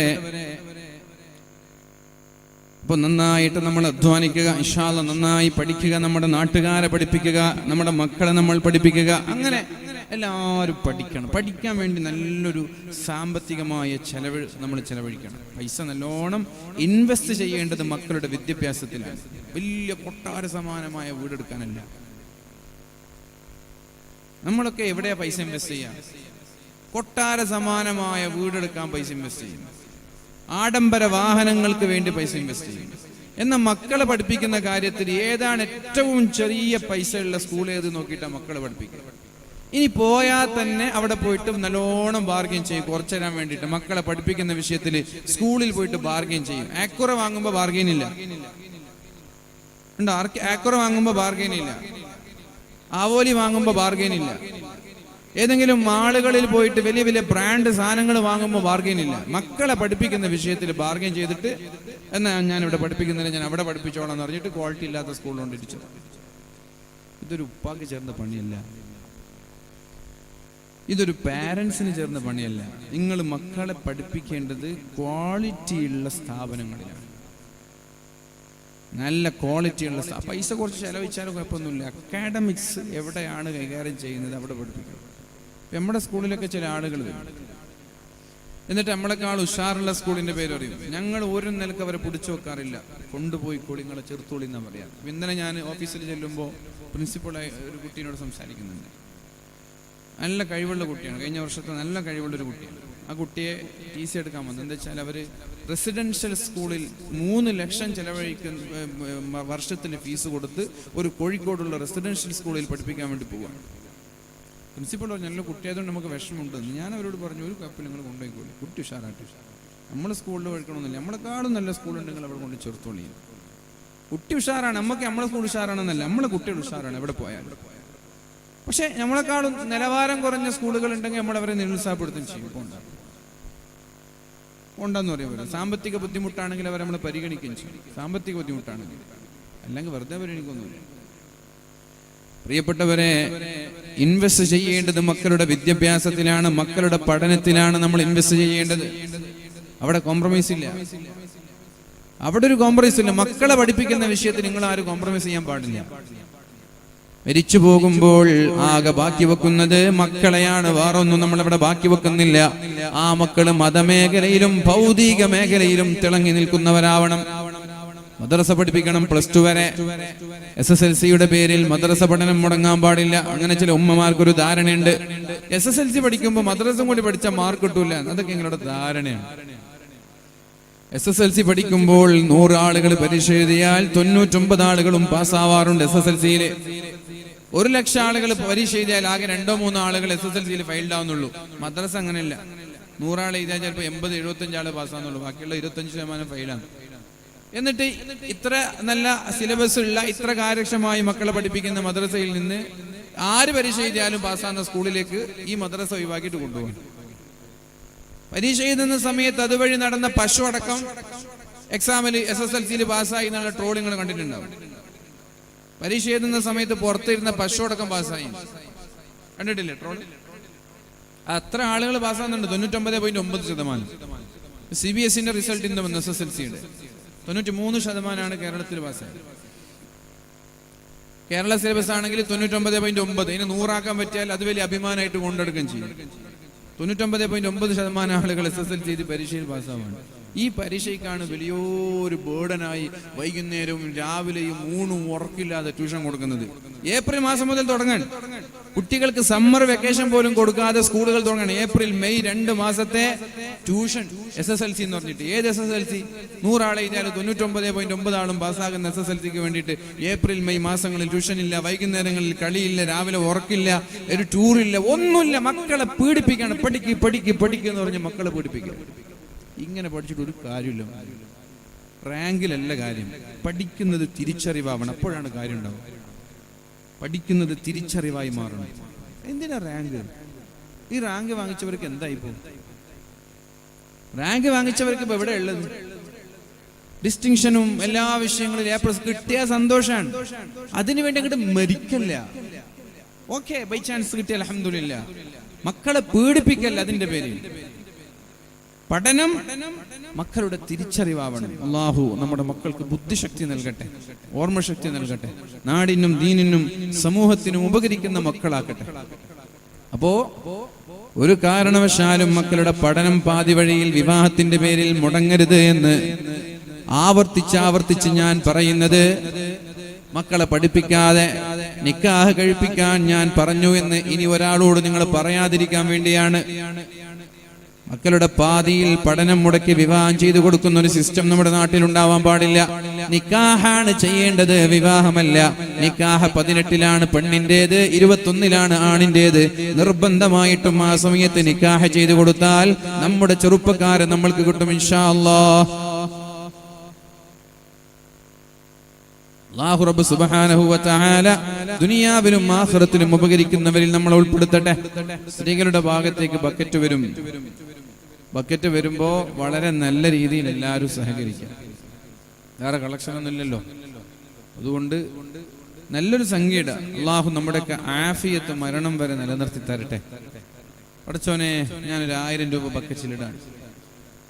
എൻ്റെ മരണം വരെ എനിക്കോ എൻ്റെ കുടുംബത്തിനോ എൻ്റെ മാതാപിതാക്കൾ എൻ്റെ മക്കൾക്ക് മാരകമായ അസുഖം ഈ ബക്കറ്റിലിടുന്ന ഞാൻ ഏറെ ഇഷ്ടപ്പെടുന്ന ഒരു എമൗണ്ടാണ് 1000 എന്നുള്ളത്. ഇതിൻ്റെ ബർക്കത്ത് കൊണ്ട് എന്നെ മാരകമായ രോഗങ്ങളിൽ നിന്ന് രക്ഷപ്പെടുത്തണേ എന്ന് കരുതി ബക്കറ്റിലിടുക. അല്ലാഹുവിന്റെ ഹബീബിന്റെ അടുത്തേക്ക് ഒരു ചെറുപ്പക്കാരൻ വരുന്നുണ്ട്. പ്രിയപ്പെട്ടവരെ, അക്കാഫ് എന്നാണ് ആ ചെറുപ്പക്കാരന്റെ പേര്. അക്കാഫ്. നബി തങ്ങൾക്കൊരു സ്വഭാവമുണ്ട്. ചെറുപ്പക്കാരെ കണ്ടാ ചോദിക്കും, നീ കല്യാണം കഴിച്ചോന്ന്? ഹല്ലക സൗജ, നീ കല്യാണം കഴിച്ചോന്ന് ചോദിക്കും. നമ്മളും ചോദിക്കും എല്ലാവരോടും, കല്യാണം കഴിച്ചോന്ന് ചോദിക്കും. അപ്പൊ ചെറുപ്പക്കാരൻ പറയും, ഇല്ല നബിയെ, ഞാൻ കല്യാണം കഴിച്ചിട്ടില്ല. അപ്പോഴാണ് അല്ലാഹുവിന്റെ ഹബീബായ നബി തങ്ങൾ ചോദിക്കുന്നത്, അൻത മൂസിറും ബിഖൈർ, കയ്യിൽ പൈസ ഉണ്ടോന്ന് ചോദിച്ചു. സാമ്പത്തികമായിട്ട് ബുദ്ധിമുട്ടെങ്കിൽ എന്തെങ്കിലും ഉണ്ടോ? പൈസയില്ലാത്ത ബുദ്ധിമുട്ടാണോ? പെങ്ങന്മാരെ കല്യാണം കഴിപ്പിച്ചു കൊടുക്കാനുള്ള ബാധ്യതയാണോ? കടങ്ങൾ, അങ്ങനെ എന്തെങ്കിലും പ്രയാസങ്ങളുണ്ടോ? എന്തേ നീ കല്യാണം കഴിക്കാത്തത്? ചെറുപ്പക്കാരൻ പറഞ്ഞു, അന മൂസിറും ബിഖൈർ, നബിയേ, ഞാൻ സാമ്പത്തികമായി അഭിവൃദ്ധിയുള്ള ആളാണ്, പൈസക്ക് പ്രശ്നമൊന്നുമില്ല.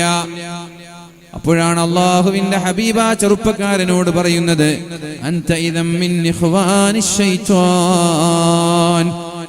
പ്രായമായി 21 വയസ്സായി, കല്യാണം കഴിക്കാനുള്ള പൈസയുണ്ട് കയ്യിൽ, എന്നിട്ടും നീ കല്യാണം കഴിക്കാതെ ബാച്ചിലറായി നടക്കുകയാണെങ്കിൽ നീ പിശാചിന്റെ കൂട്ടുകാരനാണെന്ന് മുഹമ്മദുർ റസൂലുള്ളാഹ്. പിശാച് എന്ന് പറയാത്ത ഭാഗ്യം, പിശാചിന്റെ കൂട്ടുകാരനാണ്. അൻത ഇദം മിൻ ഇഖ്വാനി ശൈത്വാൻ. നിന്റെ കൂട്ടുകാർ, നിന്റെ ചങ്ങാതിമാർ ഒക്കെ പിശാചുകളാണ്, നീയും ഒരു പിശാചിനെ പോലെയാണ്. ഇതിനപ്പുറം എന്തെങ്കിലും വേണ്ടത്? അങ്ങനിട്ട് നടക്കാതിരിക്കാൻ ഇത് പറയുന്നത്. MDMA-യും ലഹരിയൊക്കെ ആയിട്ട് ഇടയ്ക്കിടെ പിടിക്കപ്പെടുന്ന ആളുകളൊക്കെ പ്രായം നോക്കി നിങ്ങൾ. അതൊന്നും ഇല്ലാതിരിക്കാൻ വേണ്ടിയിട്ട് വേഗം കല്യാണം കഴിച്ച് ഉത്തരവാദിത്ത ബോധമുള്ള മക്കളാക്കാൻ വേണ്ടിയിട്ട് എന്നോട് ഞാൻ പറയുന്നത്. അല്ലാതെ എനിക്ക് നിങ്ങളെ കല്യാണം കഴിച്ചാൽ നിക്കാഹിന്റെ പൈസ എനിക്ക് കിട്ടിയില്ല, കത്തി പുസ്തകം കിട്ടുള്ളൂ. ഉത്തരവാദിത്ത ബോധം നമ്മുടെ മക്കൾക്ക് വരണമെങ്കിൽ അവർ വേഗം കല്യാണം കഴിക്കണം.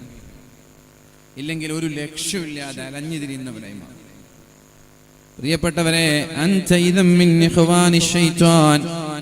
പിശാചിന്റെ കൂട്ടുകാരനാണ് നീ എന്ന് അല്ലാഹുവിന്റെ ഹബീബായ നബി തങ്ങൾ പറഞ്ഞു. എന്നിട്ട് അക്കാഫ് എന്നവരോട് നബി തങ്ങൾ പറയുകയാണ്, ശിറാറുക്കും ഉസ്സാബുക്കും. നിങ്ങളിൽ ഏറ്റവും വലിയ തെമ്മാടികൾ കല്യാണം കഴിക്കാത്ത ബാച്ചിലേഴ്സ് ആണ്. രാത്രി ഉറങ്ങാതെ വീട്ടിൽ പോവാതെ വഴിയോരങ്ങളിൽ അലഞ്ഞു തിരിയുന്നവർ കല്യാണം കഴിക്കാത്ത ബാച്ചിലേഴ്സ് ആയിരിക്കും 90%. അല്ലേ? അങ്ങനല്ലേ? 90% അങ്ങനെ ആയിരിക്കും. ഒരു 10% കല്യാണം കഴിച്ചാലുണ്ടാവും. 90% കല്യാണം കഴിക്കാത്ത ബാച്ചിലേഴ്സ് ആയിരിക്കും രാത്രി ഉറങ്ങാതെ കുറുക്കന്മാരെ പോലെ ഓരിട്ടടക്കുന്നത്. അല്ലേ? നിങ്ങളുണ്ട്? നിങ്ങൾ രാത്രി ഉറങ്ങാതെ പുറത്തു ഇരിക്കലുണ്ടോ? നിങ്ങൾ കല്യാണം കഴിച്ചുകൊണ്ടാണ്. നിങ്ങളോട് ചോദിക്കാനും പറയാനും വീട്ടിലൊരാളുണ്ട്, ഇവരോട് ചോദിക്കാനും പറയാനും ആരുമില്ല. ശിറാറുക്കും ഉസ്സാബുക്കും. അലഞ്ഞു തിരിയുന്നവർ, ചെമ്മാടികൾ, നാട്ടിലുള്ള വികൃതി കൂട്ടങ്ങൾ, ചെമ്മാടികൾ കല്യാണം കഴിക്കാത്ത ബാച്ചിലേഴ്സ് ആയിരിക്കുമെന്ന് പരിശുദ്ധ റസൂലുള്ളാഹ്.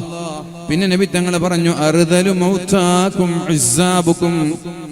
മരിക്കുമ്പോൾ ഈമാൻ നഷ്ടപ്പെട്ട് മരിക്കേണ്ടി വരുന്നത്, ആഖിബത്ത് മോശമായി മരിക്കുന്നതും വിവാഹം കഴിക്കാത്ത ബാച്ചിലേഴ്സ് ആയിരിക്കുമെന്ന് പരിശുദ്ധ റസൂലുള്ളാഹ്.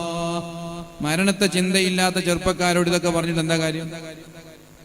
മരിക്കുമ്പോ ആഖിബത്ത് മോശമായിട്ട് മരിക്കുന്നതും കല്യാണം കഴിക്കാത്ത ചെറുപ്പക്കാരായിരിക്കും. അർദലു മൗതാകും ഉസ്സാബുക്കും. ഈമാൻ മോശമായിട്ട് മരിക്കാൻ ചാൻസ് കൂടുതൽ വിവാഹം കഴിക്കാത്തവർക്കാണ്. അക്കാഫ് എന്നവർ പറഞ്ഞു, നബി എന്നെ വേഗം കല്യാണിപ്പിച്ചത് നബി എന്ന് പറഞ്ഞു. അവർക്ക് നന്നാണെന്ന് ആഗ്രഹിക്കുന്ന മനുഷ്യന്മാരാണ്. നമ്മൾക്ക് അങ്ങനെ ചിന്ത തന്നെ ഇല്ല.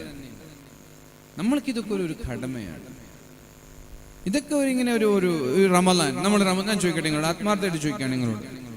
റമദാൻ കഴിഞ്ഞ് പെരുന്നാൾ കഴിഞ്ഞതിന് ശേഷം ഏകദേശം ഒരു മാസമാവാനായി.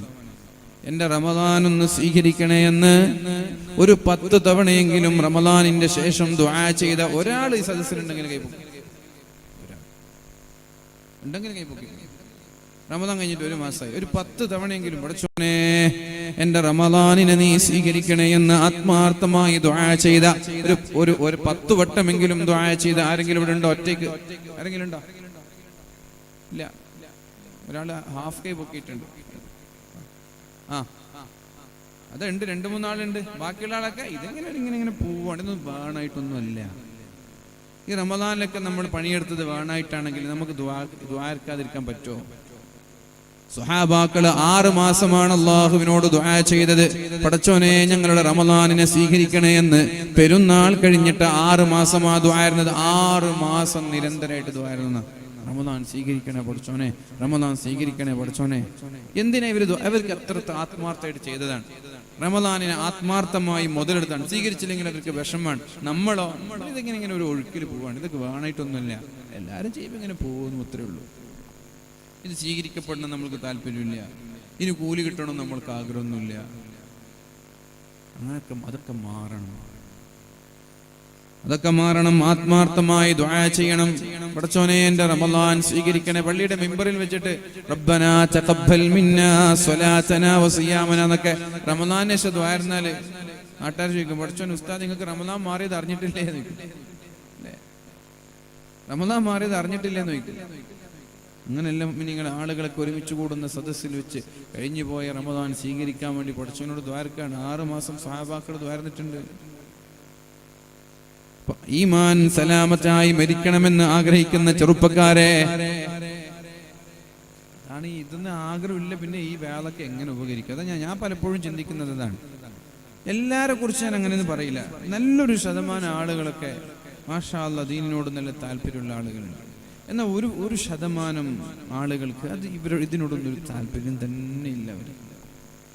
ഇവരിപ്പോൾ ഇവിടെ എവിടെയെങ്കിലും ഇരുന്നിട്ട് ഇങ്ങനെ കേൾക്കുന്നുണ്ടെങ്കിൽ അവർക്കൊക്കെ ഒരു പുച്ഛായിരിക്കും ഇതിനോട്, ഒരു പുച്ഛം, ഒരു നെവർ മൈൻഡ്. അതൊക്കെ മാറ്റിയെടുക്കണമെങ്കിൽ അവരെ കയ്യിൽ കിട്ടണം. അല്ലെങ്കിൽ സദസ്സിൽ വന്നിട്ട് ഒരു 10 വേദന ഇരിക്കണം എങ്കിലും മാറും. സദസ്സിൽ വന്നിട്ടിരിക്കാതെ നമ്മൾ എവിടെന്നെങ്കിലും വാല് കേട്ടാൽ അത് ഇൻഫ്ലുവൻസ് ചെയ്യില്ല. അതുകൊണ്ട് തഅ്സീർ ഉണ്ടാവില്ല, സ്വാധീനിക്കില്ല ഹൃദയത്തെ, അത് ഇൻഫ്ലുവൻസ് ചെയ്യൂല. സ്വാധീനിക്കണമെങ്കിൽ സദസ്സിൽ തന്നെ ഇരിക്കണം. അതുകൊണ്ടാണ് സദസ്സിലിരിക്കുന്ന ആളുകൾക്ക് അല്ലാഹു പുറത്തു കൊടുക്കുമെന്ന് പറഞ്ഞത്. ലാ യഷ്ഖാ ജലീസുഹും എന്നാ പറഞ്ഞത്. ജലീസ്, സദസ്സിലിരിക്കുന്നവർ, അവിടെ ഇരിക്കുന്നവർ പരാജയപ്പെടൂല. നബി തങ്ങൾക്കറിയാം അവിടെ ഒരു 10 സദസ്സിലിരുന്നവരെ നന്നാവും, ഇരിക്കൂല. അതുകൊണ്ട് നമ്മൾ നന്നാവുന്നില്ല. ഞാനൊക്കെ വലിയ നല്ല ആളായതുകൊണ്ടൊന്നും പറയല്ല. ഞാൻ ഇവിടെ ഒരു ഡ്യൂട്ടി, ഇങ്ങനത്തെ ഒരു ഡ്യൂട്ടി ആയതുകൊണ്ട് ഞാനിങ്ങനെ സംസാരിക്കാം. ഞാനൊക്കെ നിങ്ങളെപ്പോലെ തന്നെയെന്ന് വിചാരിച്ചാൽ മതി. അതുകൊണ്ട് പ്രിയപ്പെട്ടവരെ, അക്കാഫ് എന്നവരോട് അള്ളാഹുവിന്റെ ഹബീബ് ഇതൊക്കെ പറഞ്ഞപ്പോ നബിയെ എന്നൊന്ന് കല്യാണം കഴിപ്പിച്ചു തരൂ എന്നാണ് അള്ളാഹിന്റെ ഹബീബിനോട് പറഞ്ഞത്. എന്നൊന്ന് കല്യാണം കഴിപ്പിച്ചു തരൂ നബിയേ എന്ന് പറഞ്ഞു. അങ്ങനെ നബി തങ്ങൾ ആ സദസ്സിൽ വെച്ച് കല്യാണം കഴിപ്പിച്ചു കൊടുത്തു അക്കാഫ് എന്നവർ. അള്ളാഹുവിന്റെ ദീനിനോട് നമ്മുടെ മക്കൾക്ക് അടുപ്പം വേണം. ആരും വഴിതെറ്റി പോവാൻ പാടില്ല. പ്രിയപ്പെട്ടവരെ, നമ്മൾ ഈ വാദങ്ങളിലൊക്കെ ഏതെങ്കിലും ആളുകളെ കുറ്റപ്പെടുത്തുന്നുവെങ്കിൽ അത് അവരോടുള്ള വിരോധം കൊണ്ടല്ല, അവരോടുള്ള സ്നേഹം കൊണ്ടാണ്. നിങ്ങൾ നമ്മളെ ഉപദേശിക്കണം. എല്ലാവരും പരസ്പരം ഉപദേശിച്ച് ജീവിക്കണം. നമ്മൾ ആരും നല്ലവരല്ല, ആരും മലക്കുകളല്ല. എല്ലാവരും പരസ്പരം ഉപദേശിച്ച് ജീവിക്കണം. നമ്മുടെ ഭാഗത്ത് തെറ്റ് വരുമ്പോൾ നമ്മളെ ഉപദേശിക്കണം. അതേപോലെ നിങ്ങൾ ഉപദേശിക്കാൻ അർഹനായത് കൊണ്ടുമല്ല ഞാൻ പറയുന്നത്.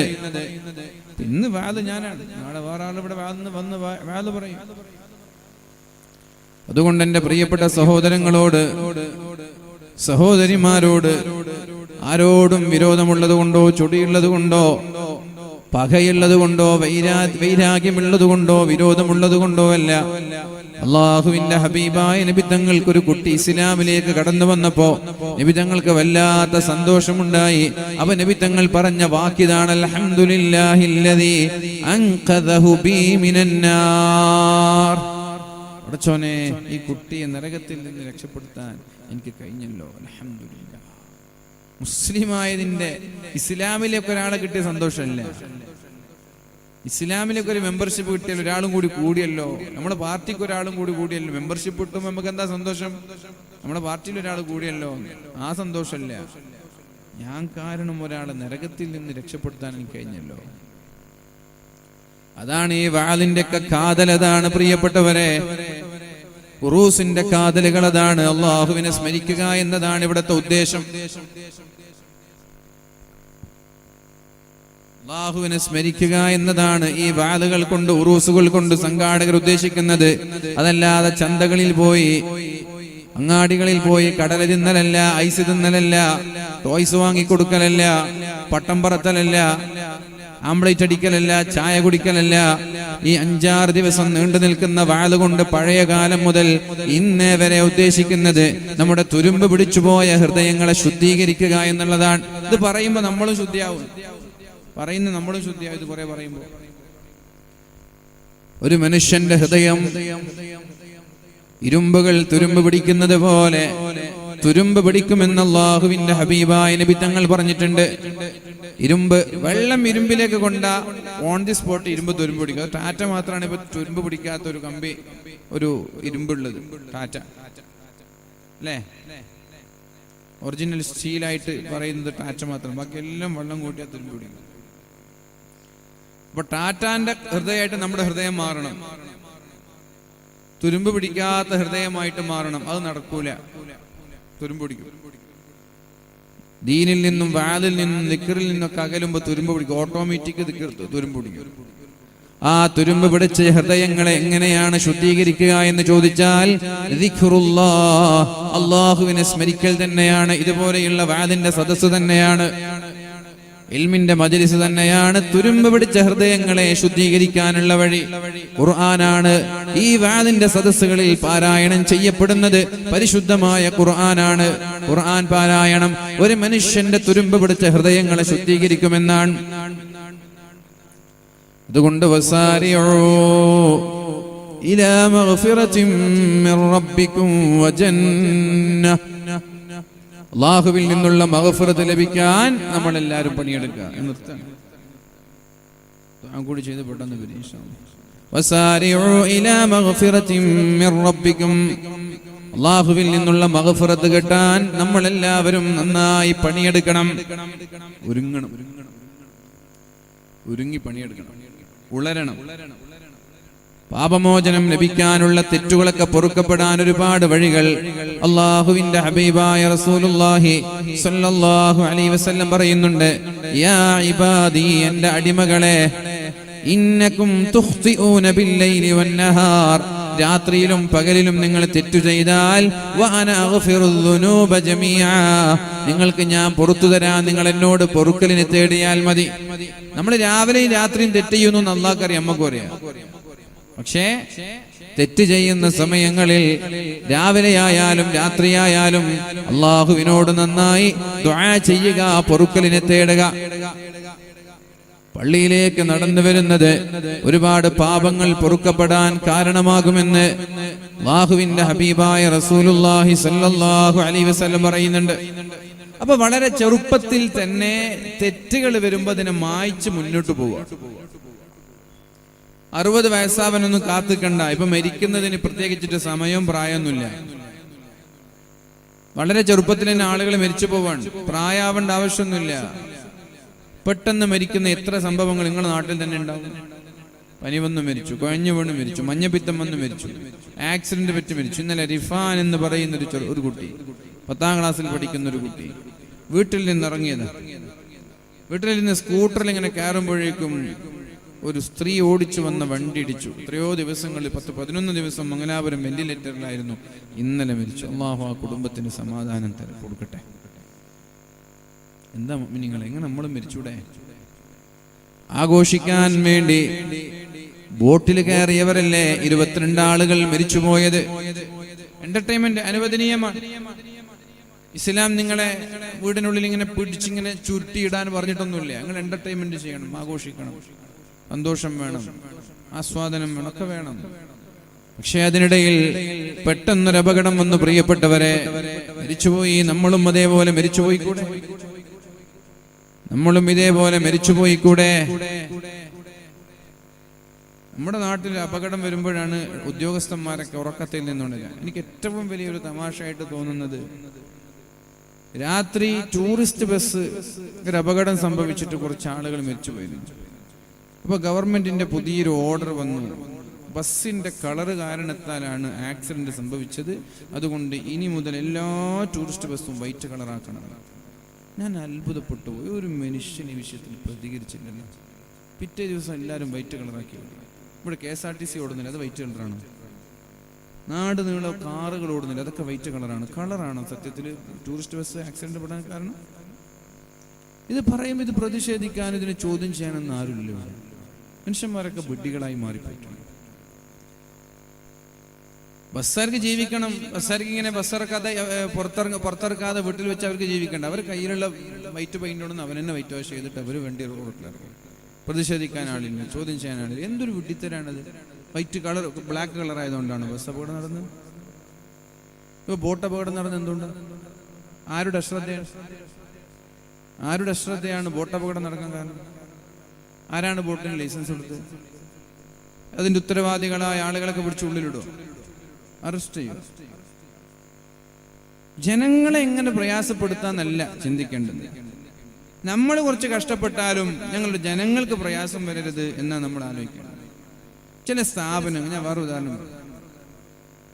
ചില സ്ഥാപനങ്ങളുണ്ട്. ആ സ്ഥാപനങ്ങളിലുള്ള പ്രിൻസിപ്പൽ അവരുടെ കീഴിൽ ഒരു 5-6 ഉസ്താദുമാരുണ്ട്.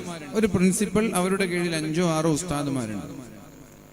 ആ സ്ഥാപനത്തിലെ പ്രിൻസിപ്പൽ എല്ലാ മാസവും കൃത്യമായി മാസം 1 സാലറി എണ്ണി വാങ്ങുന്നുണ്ട്. എന്നാൽ കൂടെ അദ്ദേഹത്തിന്റെ കീഴിൽ ജോലി ചെയ്യുന്ന മറ്റുള്ള ഉസ്താദുമാർ 6 മാസമായിട്ട് സാലറി കിട്ടിയിട്ടില്ല. അങ്ങനെ 2-3 ഉസ്താദുമാർ സ്ഥാപനത്തിൽ നിന്ന് സാലറി കിട്ടാത്തതിന്റെ പേരിൽ പോയി. 2-3 ഉസ്താദുമാർ. എന്നാൽ പ്രിൻസിപ്പളോ ജോലിക്ക് വന്നാലും വന്നില്ലേലും, ഡ്യൂട്ടി എടുത്താലും എടുത്തില്ലേലും മാസം സാലറി കൃത്യമായിട്ട് അയാൾ പോകട്ടിട്ട് അയാൾ പോകും. അങ്ങനെയാണോ ചെയ്യേണ്ടത്? പ്രിൻസിപ്പൾ സാലറി എടുത്തില്ലെങ്കിലും ജോലി ചെയ്യുന്ന ബാക്കിയുള്ള ഉസ്താദുമാർ സാലറി എടുക്കണം എന്നല്ലേ ഒരു പ്രിൻസിപ്പൾ ചിന്തിക്കേണ്ടത്? നിങ്ങളേത് അഭിപ്രായക്കാരാണ്? ഏതഭിപ്രായക്കാരാണ്? ഞാൻ സാലറി വാങ്ങിച്ചില്ലെങ്കിലും എൻ്റെ കീഴിലുള്ള അവരൊക്കെ സാലറി വാങ്ങി അവരെ തൃപ്തിപ്പെടുത്തണം എന്നാണ് ഒരു നേതാവ് ചിന്തിക്കേണ്ടത്. സർദാർ ഖൗമുക ഖാദിം ഹെന്ന, നേതാവ് സമുദായത്തിന്റെ സേവകരാണ്. ഞാൻ കുറച്ച് കഷ്ടപ്പെട്ടാലും എൻ്റെ കീഴിൽ ജോലി ചെയ്യുന്നവർ കഷ്ടപ്പെടരുത്. മതസ്ഥാപനങ്ങളുടെ കഥയാണ് ഞാൻ പറയുന്നത്. ഏതെങ്കിലും സ്കൂളിലെ കഥയല്ല, മതസ്ഥാപനങ്ങളുടെ കഥയാണ് പറയുന്നത്. ശമ്പളം കിട്ടാതെ എത്ര ഉസ്താദുമാർ ഇറങ്ങിപ്പോയി, മതിയാക്കിപ്പോയി. എന്നാലും അവരുടെ ശമ്പളം ഇപ്പോഴും പെൻഡിങ് ആണ്. എന്നിട്ടും കൃത്യമായി പ്രിൻസിപ്പൾ ഉത്തരവാദപ്പെട്ട ആളൊക്കെ എണ്ണി ഇങ്ങനെ വാങ്ങി പോക്കറ്റ് ഉറപ്പിക്കുന്നുണ്ട്. ഇതൊക്കെ അള്ളാഹുവിനോട് സമാധാനം പറയേണ്ടി വരും. നമ്മളൊരു ഉത്തരവാദിത്തം ഏറ്റെടുത്താൽ നമ്മുടെ കീഴിലുള്ള ആളുകളുടെ ഉത്തരവാദിത്തം പ്രിൻസിപ്പളിന്റെ ഡ്യൂട്ടിയാണ്, മാനേജറിന്റെ ഡ്യൂട്ടിയാണ്. കീഴിലുള്ള ജോലിക്കാരുടെ ഉത്തരവാദിത്തം അവരെ തൃപ്തിപ്പെടുത്തിയിട്ടാണ് നമ്മൾ പോക്കറ്റിൽ പൈസ ഉണ്ട്. അല്ലാതെ ആദ്യം തന്നെ നമ്മൾ വെറുപ്പിച്ച് ബാക്കി ഇങ്ങൾക്ക് തരാൻ ശമ്പളമില്ല ഞങ്ങൾ പോയിക്കോളി എന്നല്ല പറയേണ്ടത്. എങ്ങനെ ഉണ്ടാവുക? നമ്മൾ പോക്കറ്റിലിട്ടാൽ ബാക്കിയുള്ള ശമ്പളം കൊടുക്കാനുണ്ടാവും. അതേപോലെ ജനങ്ങളെ പ്രയാസപ്പെടുത്തിയിട്ടല്ല ഒരു നിയമം കൊണ്ടുവരേണ്ടത്. ജനങ്ങളെ പ്രയാസപ്പെടുത്തിയിട്ടല്ല. ഇപ്പൊ പല വിവാദങ്ങൾ നടക്കുന്നുണ്ട്. ഞാൻ അതൊന്നും ഇവിടെ പറയാൻ ഉദ്ദേശിക്കുന്നില്ല. രാഷ്ട്രീയമായി പല വിഭാഗം ആളുകളുണ്ടാവും. രാഷ്ട്രീയക്കാരെന്ന് വെച്ചാൽ പിന്നെ അവരവരുടെ പാർട്ടിയോട് അന്ധമായി ഭക്തി കാണിക്കുന്ന ആളുകളാണ്. ആത്മാർത്ഥമായിട്ട് ഒരു നന്മ ഉദ്ദേശിക്കുന്ന പാർട്ടിക്കാരും ലീഡേഴ്സൊക്കെ കുറവാണ്. അപ്പൊ ഞാൻ ഇഷ്ടപ്പെടുന്ന പാർട്ടിയോട് അന്ധമായി ഞാൻ പിന്തുണക്കുക, ഞാൻ ഇഷ്ടപ്പെടുന്ന സംഘടനയെ അന്ധമായി പിന്തുണക്കുക, അങ്ങനല്ല. ശരി തെറ്റുകളൊക്കെ നമ്മൾ പറയുകയും തിരുത്തുകയൊക്കെ വേണം.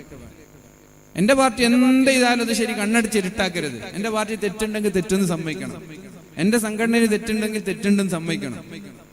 എന്റെ സംഘടന ഒന്നും ചെയ്യില്ല, എന്റെ പാർട്ടി ഒന്നും ചെയ്യില്ല, അങ്ങനൊരു ധാരണ നമ്മൾ മാറ്റണം. ഇതൊക്കെയാണ് വലിയ വലിയ തോന്നിവാസങ്ങളൊക്കെ നാട്ടിൽ നടക്കാനുള്ള കാരണം. ഇങ്ങനൊരു അന്ധമായ അനുകരണമാണ്. ഏത് പാർട്ടിക്കാരാണ്? പ്രിയപ്പെട്ടവരെ, ചെറുപ്പക്കാർ, നിങ്ങളോടൊക്കെ പറയാണ്, നമ്മളൊക്കെ കുറച്ച് പക്വതയുള്ള തിരിച്ചറിവുള്ള രാഷ്ട്രീയക്കാരാവണം, തിരിച്ചറിവുള്ള സംഘടനാ ബോധമുള്ളവരാകണം. ആർക്കും ഏത് സമയത്തും നമ്മൾ ഒന്നിനെ അന്ധമായി അനുകരിക്കേണ്ടത് റസൂലുള്ളാഹിയെ മാത്രം സല്ലല്ലാഹു അലൈഹി വസല്ലം. ആരെങ്കിലും നമ്മൾ അന്ധമായി അനുകരിക്കുന്നുവെങ്കിൽ, ഇമിറ്റേറ്റ് ചെയ്യുന്നുവെങ്കിൽ അത് അള്ളാന്റെ ഹബീബിനെ മാത്രമാണ്. വേറൊരാളെ നമ്മൾ അന്ധമായിട്ട് അനുകരിക്കാൻ പാടില്ല. അല്ലാഹു റബ്ബ് സുബ്ഹാനഹു വ തആല നന്മയ്ക്ക് വേണ്ടി ശബ്ദിക്കാനും നന്മയുടെ കൂടെ നിൽക്കാനും ഈമാനും കരുത്തും ഊർജവും നമ്മൾക്കെന്നും നൽകുമാറാവട്ടെ. പ്രിയപ്പെട്ട ചെറുപ്പക്കാരെ, അല്ലാഹുവിന്റെ ഹബീബ് സല്ലല്ലാഹു അലൈഹി വസല്ലം പറയാണ്, തെറ്റുകൾ വന്നു പോയാൽ നിങ്ങൾ പള്ളിയിലേക്ക് കൃത്യമായി നടന്നു വരുമ്പോ നിങ്ങളുടെ തെറ്റുകളൊക്കെ അല്ലാഹു പുറത്തു തരുമെന്ന്. ഒരാൾ വീട്ടിൽ വെച്ച് വുളൂ ചെയ്തു, എന്നിട്ട് പള്ളിയിലേക്ക് നടന്നു വന്നു, നിസ്കാരം കഴിഞ്ഞ് തിരിച്ചുപോയി. 5 നേരം അങ്ങനെ പള്ളിക്ക് വരുന്നൊരു മനുഷ്യന് ഒരു തെറ്റുപോലും ബാക്കിയുണ്ടാവില്ല. നമ്മളൊക്കെ പേടിച്ച് കിടക്കാണല്ലോ, എല്ലാരും പേടിച്ച് ജീവിക്കുകയാണ്. ഇനി ഒരിക്കലും ഞാൻ രക്ഷപ്പെടൂല, ഞാൻ ചെയ്യാത്ത തെറ്റില്ല. അങ്ങനെ നിങ്ങൾ ചിന്തിക്കരുതെന്നാണ് അള്ളാന്റെ ഹബീബ് ഖുർആനിലൂടെ അള്ളാഹുവും പഠിപ്പിക്കുന്നത്. യാ അയ്യുഹല്ലദീന ഇബാദിയല്ലദീന അസ്റഫു അലാ അൻഫുസിഹിം ലാ തഖ്നതു മിർ റഹ്മത്തില്ലാഹ്.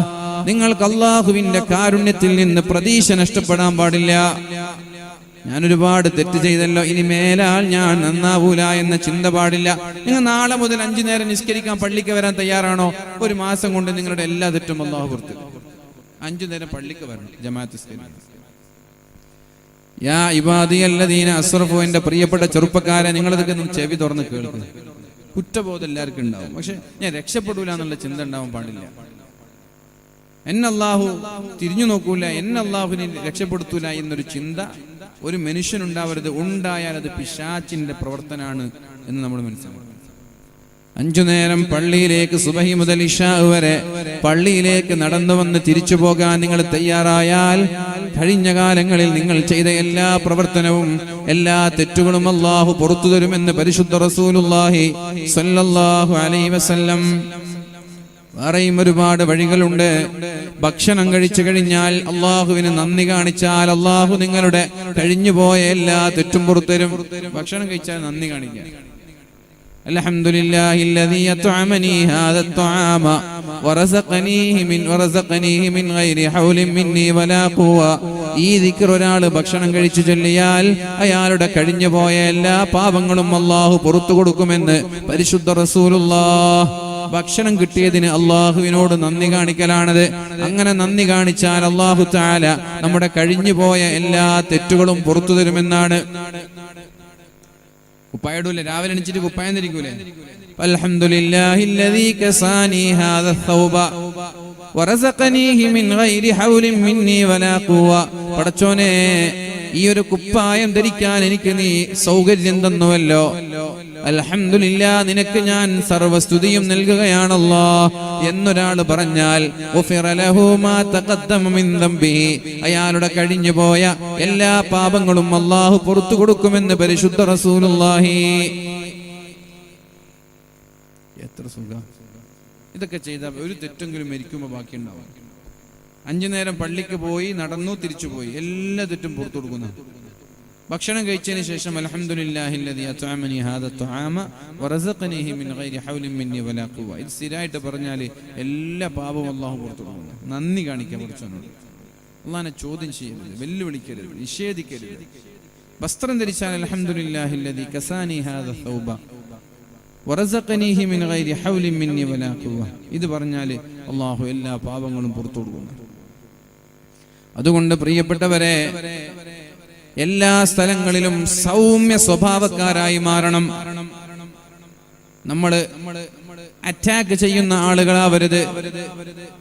കോപം കൊണ്ടും ദേഷ്യം കൊണ്ടും എടുത്തു ചാടുന്ന സ്വഭാവക്കാരായി മാറരുത്. ചെറുപ്പക്കാരോട് പറയാണ്, ഒരു ആക്സിഡന്റ് തട്ടിയാല് നിങ്ങൾ മസിലും പിടിച്ചിങ്ങനെ കൈയൊക്കെ ചുരുട്ടി മുട്ടിയാളോട് തട്ടിയാളോട് സംസാരിക്കാനോ ദേഷ്യപ്പെടാനോ വരരുത്. ആരും മനഃപൂർവ്വം ഒരു വണ്ടി ഇടിക്കൂല. അത് മനസ്സിലാക്കാനുള്ള പക്വത കാണിക്കുക. മനഃപൂർവ്വം ഒരാളും വന്നിട്ട് വണ്ടി ഇടിക്കൂല. എൻ്റെ വണ്ടി എത്ര അടിച്ചെന്നത്, ഒരു വാദനൊക്കെ പോയാൽ വണ്ടി അടിച്ചാൽ നിങ്ങൾ തരുന്ന പൈസനേക്കാളും കൂടുതൽ വണ്ടി ശരിയാക്കാൻ വേണം. മനസ്സിലായോ? ചില ആളുകളൊക്കെ തരുന്ന പൈസ കൊണ്ട് അന്ന് വണ്ടി കടിച്ച ക്യാമറൻ്റെ പൈസ എടുക്കാൻ പോലും 10-15 ക്യാമറ വന്നിട്ടുണ്ട്. 1500 രൂപയാണ് ഒരു ക്യാമറക്ക്. എങ്ങനെ ഈ ക്യാമറ വരുന്നതെന്നറിയോ? സംഘാടകർ ഒരു ഉസ്താദ് 8 മണിക്ക് വാൻ തുടങ്ങും, 8 മണിക്ക് വൃത്തി എത്തണം എന്നറിയും. നമ്മൾ ഈ മരണപ്പാച്ചിൽ പോയി 8 മണിക്ക് അവിടെ എത്തി നോക്കുമ്പോൾ സംഘാടകർക്ക് ഒരു തിരക്കുണ്ടാവില്ല. 10 മണിക്കായിരിക്കും മൈക്ക് വരിക. 4-5 ക്യാമറ കടിക്കും. നമുക്ക് ഈ പോകുന്ന പോക്കിൽ ക്യാമറ ശ്രദ്ധിക്കാൻ പറ്റില്ല. ചിലപ്പോൾ വണ്ടി ഇടിക്കും. ചിലപ്പോൾ ഭക്ഷണം കഴിക്കുന്ന വീട്ടിൽ കയറുമ്പോഴായിരിക്കും ഇടുങ്ങിയ വഴിയായിരിക്കും വണ്ടി ഇടിക്കുക. ആ വണ്ടി എന്ന് വെച്ചാൽ ഒരു മനുഷ്യനും മനഃപൂർവ്വം വന്നിട്ട് വണ്ടി ഇടിക്കൂല. അറിയാതെ അങ്ങോട്ടും ഇങ്ങോട്ടും തട്ടിപ്പോ സ്വാഭാവികമല്ല. 4-5 വണ്ടി പോകുമ്പോൾ ഒരു വണ്ടി തട്ടും എന്നുള്ള കാര്യം ഉറപ്പല്ലേ. പള്ളിയിൽ നിന്ന് നമ്മൾ ഇറങ്ങൂലേ, ഇറങ്ങുമ്പോൾ അങ്ങോട്ടും ഇങ്ങോട്ടും തടിയൊന്നും മുട്ടാതെ തട്ടാതെ നമുക്ക് ഇറങ്ങാൻ പറ്റും. പള്ളിയിൽ നിന്ന് ജുമാ കഴിഞ്ഞിട്ട് പോകുമ്പോൾ അങ്ങോട്ടും ഇങ്ങോട്ടും മുട്ടാതെ തട്ടാതെ ഡോറിൽ ഇറങ്ങി പോകാൻ പറ്റും. അതേപോലെ തന്നെ റോഡിൽ നിറയെ വണ്ടി ഉണ്ടാകുമ്പോൾ ചിലപ്പോൾ മുട്ടും ചിലപ്പോൾ തട്ടും. അത് സ്വാഭാവികമാണ്. അതൊന്നും അതിന് കയറാനോ അതിന് സംസാരിക്കാനൊന്നും പോകരുത്. വെരി മേജർ ആക്സിഡന്റ് ആണെങ്കിൽ അത് ക്ലെയിം ചെയ്യാനുള്ളൂ. ബമ്പർ ടു ബമ്പർ എല്ലാ സ്ഥലത്തും ഇൻഷുർ കൊടുക്കുന്നുണ്ട്. 1200 1500 കൊടുത്താൽ ക്ലെയിം ചെയ്യാം. 1500 വാങ്ങാം, ഉണ്ടാണ്ട് പോകും. എന്തിനു വെറുതെ ഇതിനൊക്കെ അടിപിടി കൂടണം? ആര് വണ്ടി ഇടിച്ചാലും ആ ക്ലെയിമിങ് ചാർജ് വാങ്ങാം, നിങ്ങൾ പോവുക, ക്ലെയിം ചെയ്യുക, വണ്ടി ഉഷാറാക്കി തരും. ഇതിനൊക്കെ സംസാരിക്കാനും തല്ലുകൂടാനും ഷണ്ട കൂടാനൊന്നുമില്ല. ഇതൊക്കെ ഗൾഫിനെ കണ്ടിട്ട് നമ്മൾ പഠിക്കണം. അവിടെയൊക്കെ പോലീസുകാരൊന്നും അടിയില്ലേ. നമ്മളെ പോലീസുകാർക്ക് ആകെ പണി ബെൽറ്റ് ഇട്ടിനോ ഹെൽമെറ്റ് ഇട്ടിനോ കൂളിംഗ് ഇട്ടിനോ നമ്പർ പ്ലേറ്റ് വരുന്നു ചെറുതാക്കിനോ മാഗ്വീലിട്ടിനോ ഇതൊക്കെ നോക്കിയിട്ട് ഫൈൻ എടുക്കാന്നല്ലാതെ ഈ പണിക്കൊന്നും ഈ മനുഷ്യന്മാരൊന്നിനും കിട്ടൂല. മനുഷ്യൻ ഉപദ്രവം ഉണ്ടാക്കാനല്ല, ഉപകാരത്തിന് ഒന്നിനും കിട്ടൂല. ഇന്നലെ ഒരു ഡോക്ടർ മരിച്ചു. അതിൽ FIR കൊടുക്കുമ്പോൾ തിരുത്തി കൊടുക്കുന്നു. നിങ്ങൾ കണ്ടിട്ടുണ്ടോ, വായിച്ചിട്ടുണ്ടോ? എന്തും തിരുത്തി കൊടുക്കാൻ, ആർക്കെന്തു തിരുത്തി കൊടുക്കുക. എന്ത് ഒരു പോലീസ് വിചാരിക്കുന്നതാണ് കേസ്. റിയാസ് മൗലവിയെ കൊന്നു, പോലീസ് വിചാരിക്കുന്നതാണ്. അവർ എഴുതി കൊടുക്കുന്ന FIR ആണ് പിന്നെ കേസായിട്ട് മാറുക. FIR ആളുകൾ ശ്രദ്ധിച്ചില്ലെങ്കിൽ അത് പിന്നെ കൊലപാതകം തന്നെ അല്ലാതായിട്ട് മാറും, ആത്മഹത്യയായിട്ട് മാറും. അതുകൊണ്ട് പ്രിയപ്പെട്ടവരെ, എന്റെ പ്രിയപ്പെട്ട ചെറുപ്പക്കാരോട് പറയാനുള്ളത്, നമ്മൾ സൗമ്യ സ്വഭാവക്കാരായി മാറണം. എല്ലാരോടും കയർക്കുന്നവരാവരുത്. അടിക്കാൻ എല്ലാവർക്കും, നിങ്ങൾ അടിക്കാൻ എന്നെ കൊണ്ട് കഴിയും, തിരിച്ചടി കിട്ടുന്നല്ലേ? എനിക്ക് തിരിച്ചടി കിട്ടും, അടിച്ചാൽ തിരിച്ചടി കിട്ടും. ആർക്ക് അടിക്കാൻ കഴിയാത്ത ലോകത്ത്? അങ്ങാടിയിലൊന്ന് 4 പൊട്ടിക്കാൻ ആർക്കാ കഴിയാത്ത? അടിച്ചിട്ട് ഓട്ടോ ഓടിയാ പോരെ, തിരിച്ചടിക്കാൻ ഒറ്റ ഓട്ടോ ഓടിയാ പോരെ. ആർക്കും അടിക്കാൻ കഴിയാത്ത? അടിക്കാന്ന് വെച്ചാൽ വലിയ ക്രെഡിറ്റ് ഒന്നുമില്ല. അങ്ങാടിയിൽ പോയിച്ചിട്ട് ഉപ്പാനും ഉമ്മാനും തെറി വിളിക്കാന്ന് വെച്ചാൽ വലിയ ക്രെഡിറ്റ്, അത് ആർക്കും വിളിക്കാൻ പറ്റുന്ന കേസാണ്. വിളിക്കാതിരിക്കുന്നവനാണ് കഴിവുള്ളത്. അടിയുടെ സാഹചര്യം ഉണ്ടായിട്ട് അടിക്കാതിരിക്കുന്നവനാണ് കഴിവുള്ളത്. അല്ലാത്തവരൊക്കെ ലോക ഫ്രോഡുകളാണ്. നിങ്ങൾ ഫ്രോഡുകളാവരുത്. നിങ്ങൾ സൗമ്യ സ്വഭാവക്കാരായിട്ട് മാറി.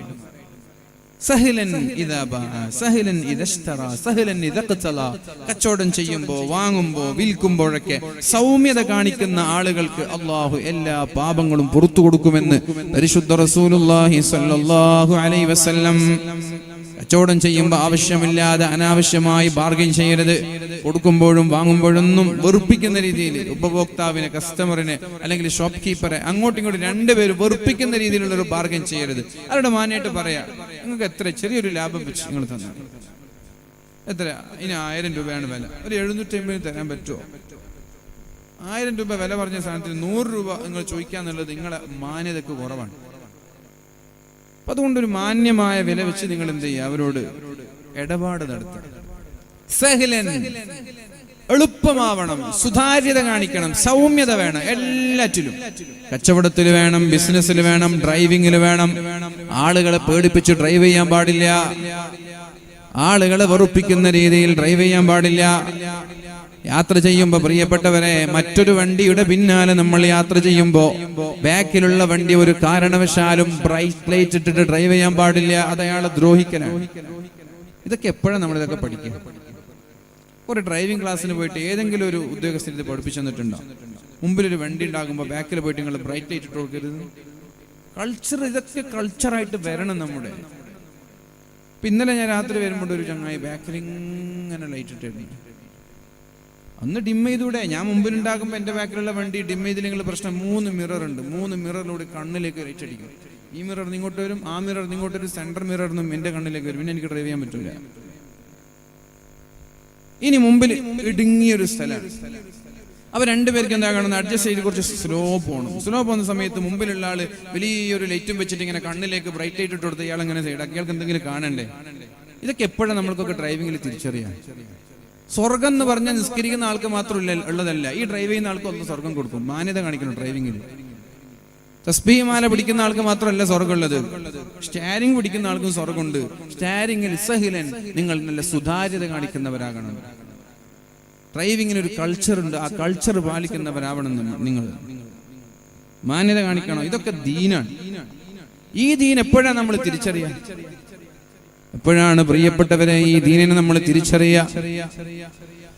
അവസാനമായി 2 കാര്യങ്ങൾ പറഞ്ഞു ഞാൻ എന്റെ വാക്കുകൾ ഉപസംഹരിക്കട്ടെ. 2 ഹദീസുകൾ പറഞ്ഞ് അല്ലാഹുവിന്റെ ഹബീബായ നബി തങ്ങൾ പറഞ്ഞു, ഒരാൾ ലാ ഇലാഹ ഇല്ലല്ലാഹ് വല്ലാഹു അക്ബർ വലാ ഹൗല വലാ ഖുവത ഇല്ലാ ബില്ലാഹ് എന്നൊരാൾ പറഞ്ഞാൽ അയാളുടെ എല്ലാ പാപങ്ങളും അല്ലാഹു പുറത്തു കൊടുക്കും. അത് മിസ്ല സബദിൽ ബഹരി, കടലിലെ തിരമാലയെക്കാളും വലിയ തെറ്റാണെങ്കിലും അല്ലാഹു പുറത്തു കൊടുക്കുമെന്ന് പരിശുദ്ധ റസൂലുള്ളാഹി. ലാ ഇലാഹ ഇല്ലല്ലാഹു വല്ലാഹു അക്ബർ, ലാ ഇലാഹ ഇല്ലല്ലാഹു വല്ലാഹു അക്ബർ. ഒരാള് അല്ലാഹുവിന്റെ ഹബീബ് സല്ലല്ലാഹു അലൈഹി വസല്ലം പറഞ്ഞത് വലാ ഹൗല വലാ ഖുവത ഇല്ലാ ബില്ലാഹ്, ലാ ഇലാഹ ഇല്ലല്ലാഹു വല്ലാഹു അക്ബർ വലാ ഹൗല വലാ ഖുവത ഇല്ലാ ബില്ലാഹ്.